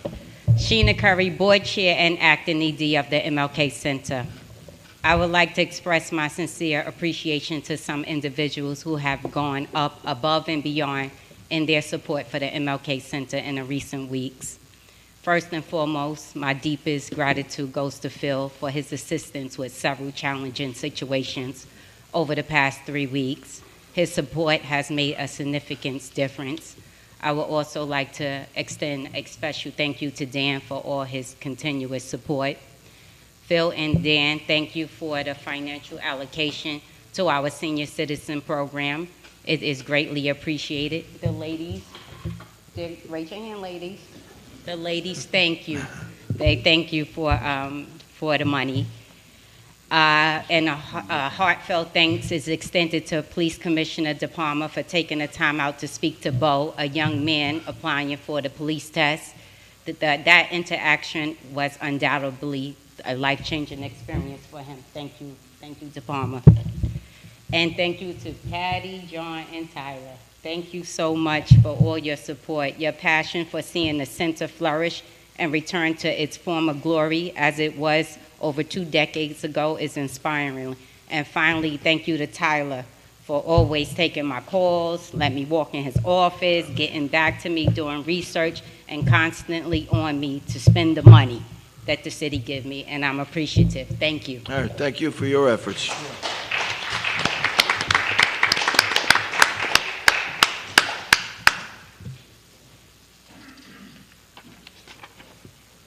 Tim Kramer?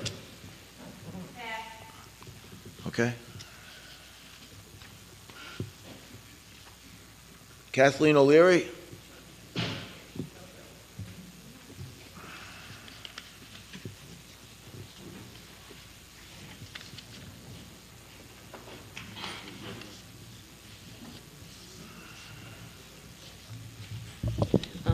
Kathleen O'Leary, Long Beach.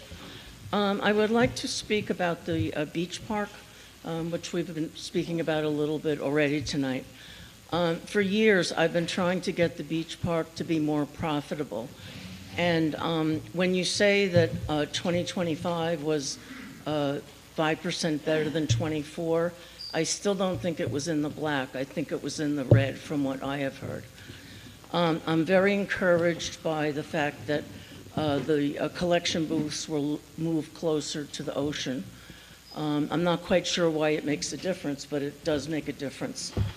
And also, you're saying that you had seniors work with the collectors, and I see a difference in the fact that they're chasing after people who are trying to avoid paying, and they're just on it, you know, so they're doing good. I know at other meetings we have criticized them, and I see a change.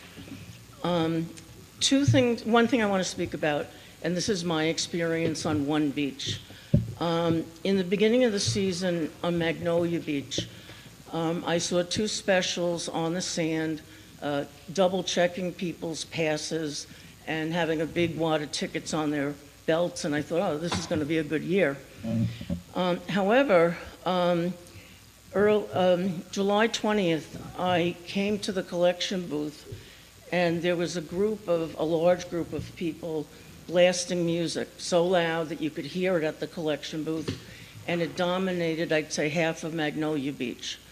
So I asked the collector and her manager, who was there, if they could get a special, because I believe it's a no radio beach.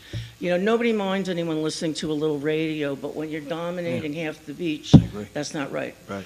So 3 hours went by. That was my time on the beach. No specials were there. No special came to control the music. And I followed through with another collector. And they said that they called them, and 3 hours now they haven't responded. So I asked the other question. You know, last year a lot of guys in particular were blowing past the collectors. You know, they're just like, you know, they're coming on, you're not charging me. And I asked them if the specials were backing them up. And the guy said that he did call it in, but the specials appeared 2 hours later. This is not acceptable, okay? That's true. The specials need to improve the response time that they're responding to the collectors if we want to, you know, I get agree. good money out of this. I agree. Okay? Yeah, That's all I couldn't agree more with you. And I, you know, I go to the beach a lot, and I'm probably a nuisance to the kids working on my beach, and hopefully that's true, because, you know, we have to stay on top of them, but they're doing a much better job, as you said. And I agree with you that we need a quicker response time. But I think Phil could speak a little bit more to it.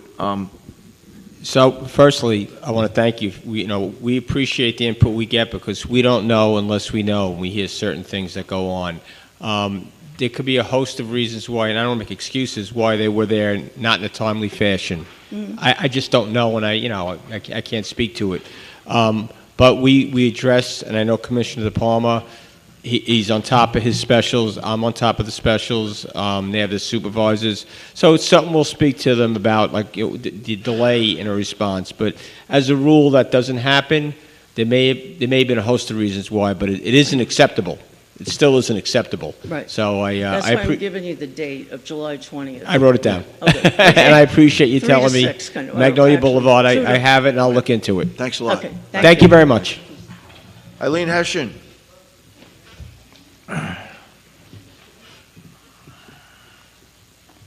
Just a hat trick for you, Eileen?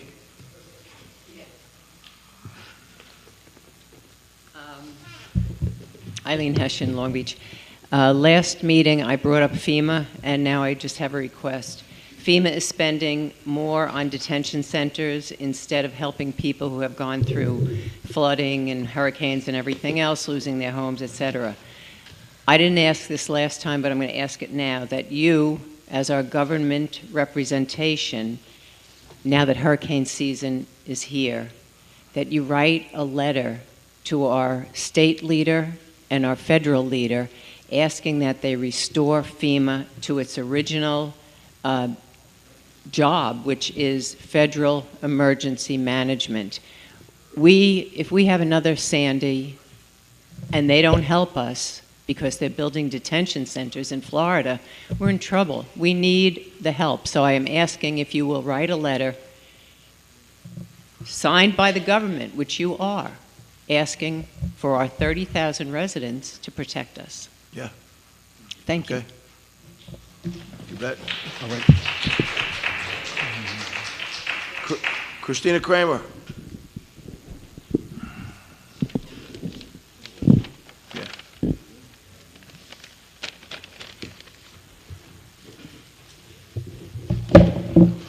Hi, Christina Kramer, Long Beach. Okay, so I just wanted to follow up and say thank you, Mr. Ragona, Mr. De Palma, and Dan Crichton. Even Tim agrees that Dan Crichton is the best city manager we've ever had. So just wanted to throw that out there. Thank you. We also want to thank Ari Brown, Pat Mullaney, and Anthony D'Esposito for continuing with the battle against offshore wind, BESS, and high voltage cables throughout our communities in Long Island. We cannot get a word with Laura Gillen. She's non-existent. She does not engage or have any communication with us whatsoever. It really is outrageous that we can't speak to our elected officials. There are dozens of battery energy storage systems slated for all over Long Island. Mike Reinhardt, thank you for putting in a one-year moratorium. However, there will be limits on how many moratoriums you can put in. So I was kind of troubleshooting this week, and I was thinking that maybe we can go another way with this, and instead of putting in moratoriums that would have limits, maybe we could put in laws and ordinances that would require 1,500 feet from any resident. Because if you put in a distance requirement within the community, then we wouldn't have to bother with moratoriums, because Long Beach would just never have that ability if we put something like that in place. So please think about that. And then we all know that Empire 1 is out in the ocean, pile driving. Just in case you don't know, we've had 2 earthquakes in New Jersey. We do believe that they are related to the pile driving out in the ocean.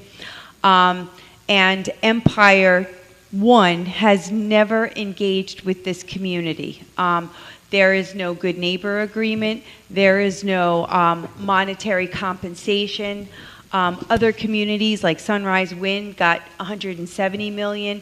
Nantucket got $8 million, and they are 15 miles. We are 14 miles. And then when something actually happened, which something will happen here, they have negotiated another $11 million. So I can go through all of the things that have already happened, but what I'm here to ask is that you actively demand accountability from Empire 1. We need to have contingency funds. What's wrong with asking them for $100 million in escrow for when something happens? Oil spill response plans, emergency contingency, lighting system penalties, communication protocols, escrow funding for cleanup and restoration when those blades fall into the ocean. Not to mention, you should be asking them to directly engage with you as our officials and call on Hochul to require community inclusion and equitable compensation. There's so much more that you can be asking for, but as Protect Our Coast, we're asking that you engage Hochul and say, we need what I would call a bad neighbor agreement. We're not in any way, shape, or form agreeing to what's happening out in the ocean, but we should have something in place for when something happens, who's responsible for it, because the residents of Long Beach have had enough. We can't pay for any damage that happens to us because of them. Thank you. John? I will let City Manager speak for himself at, excuse me, next meeting, but he's had at least 2 conversations with Equinor to that end at this stage of the game. Thank you. All right, thank you, Christina. And before we move on, Brendan, I just want to correct one thing Christina said. The moratorium on the battery energy storage systems was legislation that I put forward. Brendan, I have a couple of issues quickly. Rich, are you still? Yeah. People have asked about changing the surf beach on days they say Lincoln's not so great anymore and stuff like that. It's, I'm not expecting an answer now, but it's something that, people have asked us, and maybe if you could consider.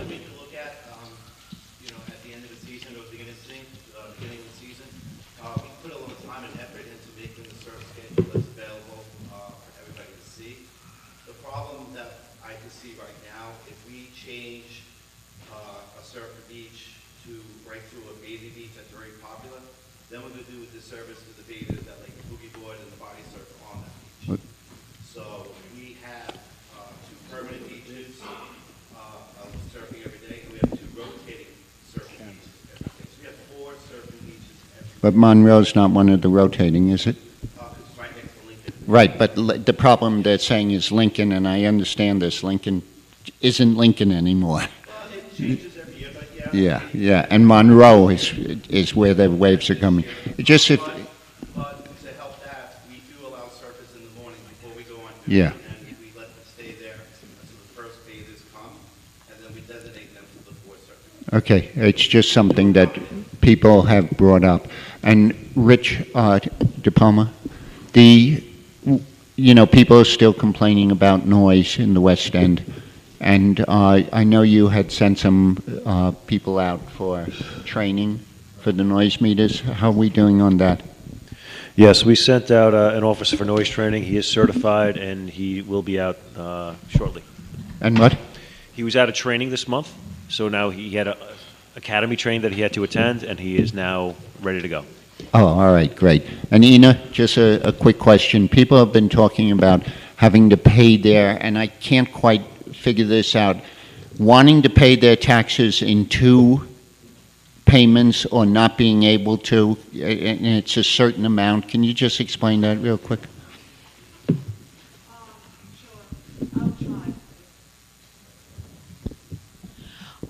Yeah, the city code spells out the threshold for the split of the payment.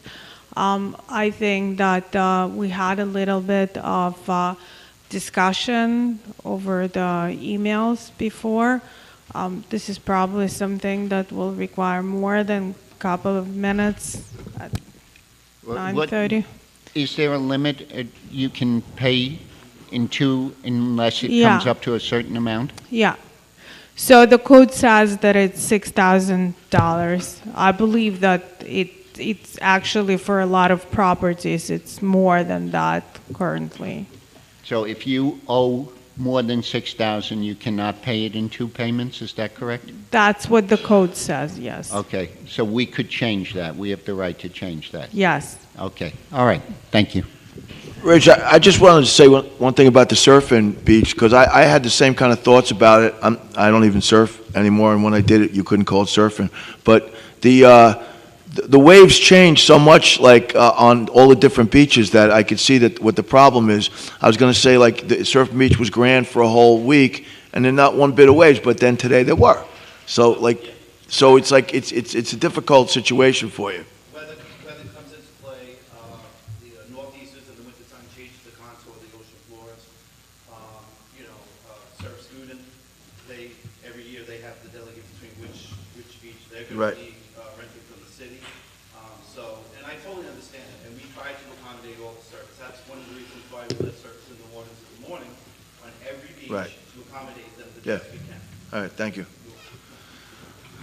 All right, is that it, everybody? Yeah. Thank you for coming out. Please arrive home safely. We'll see you in basically 2 weeks.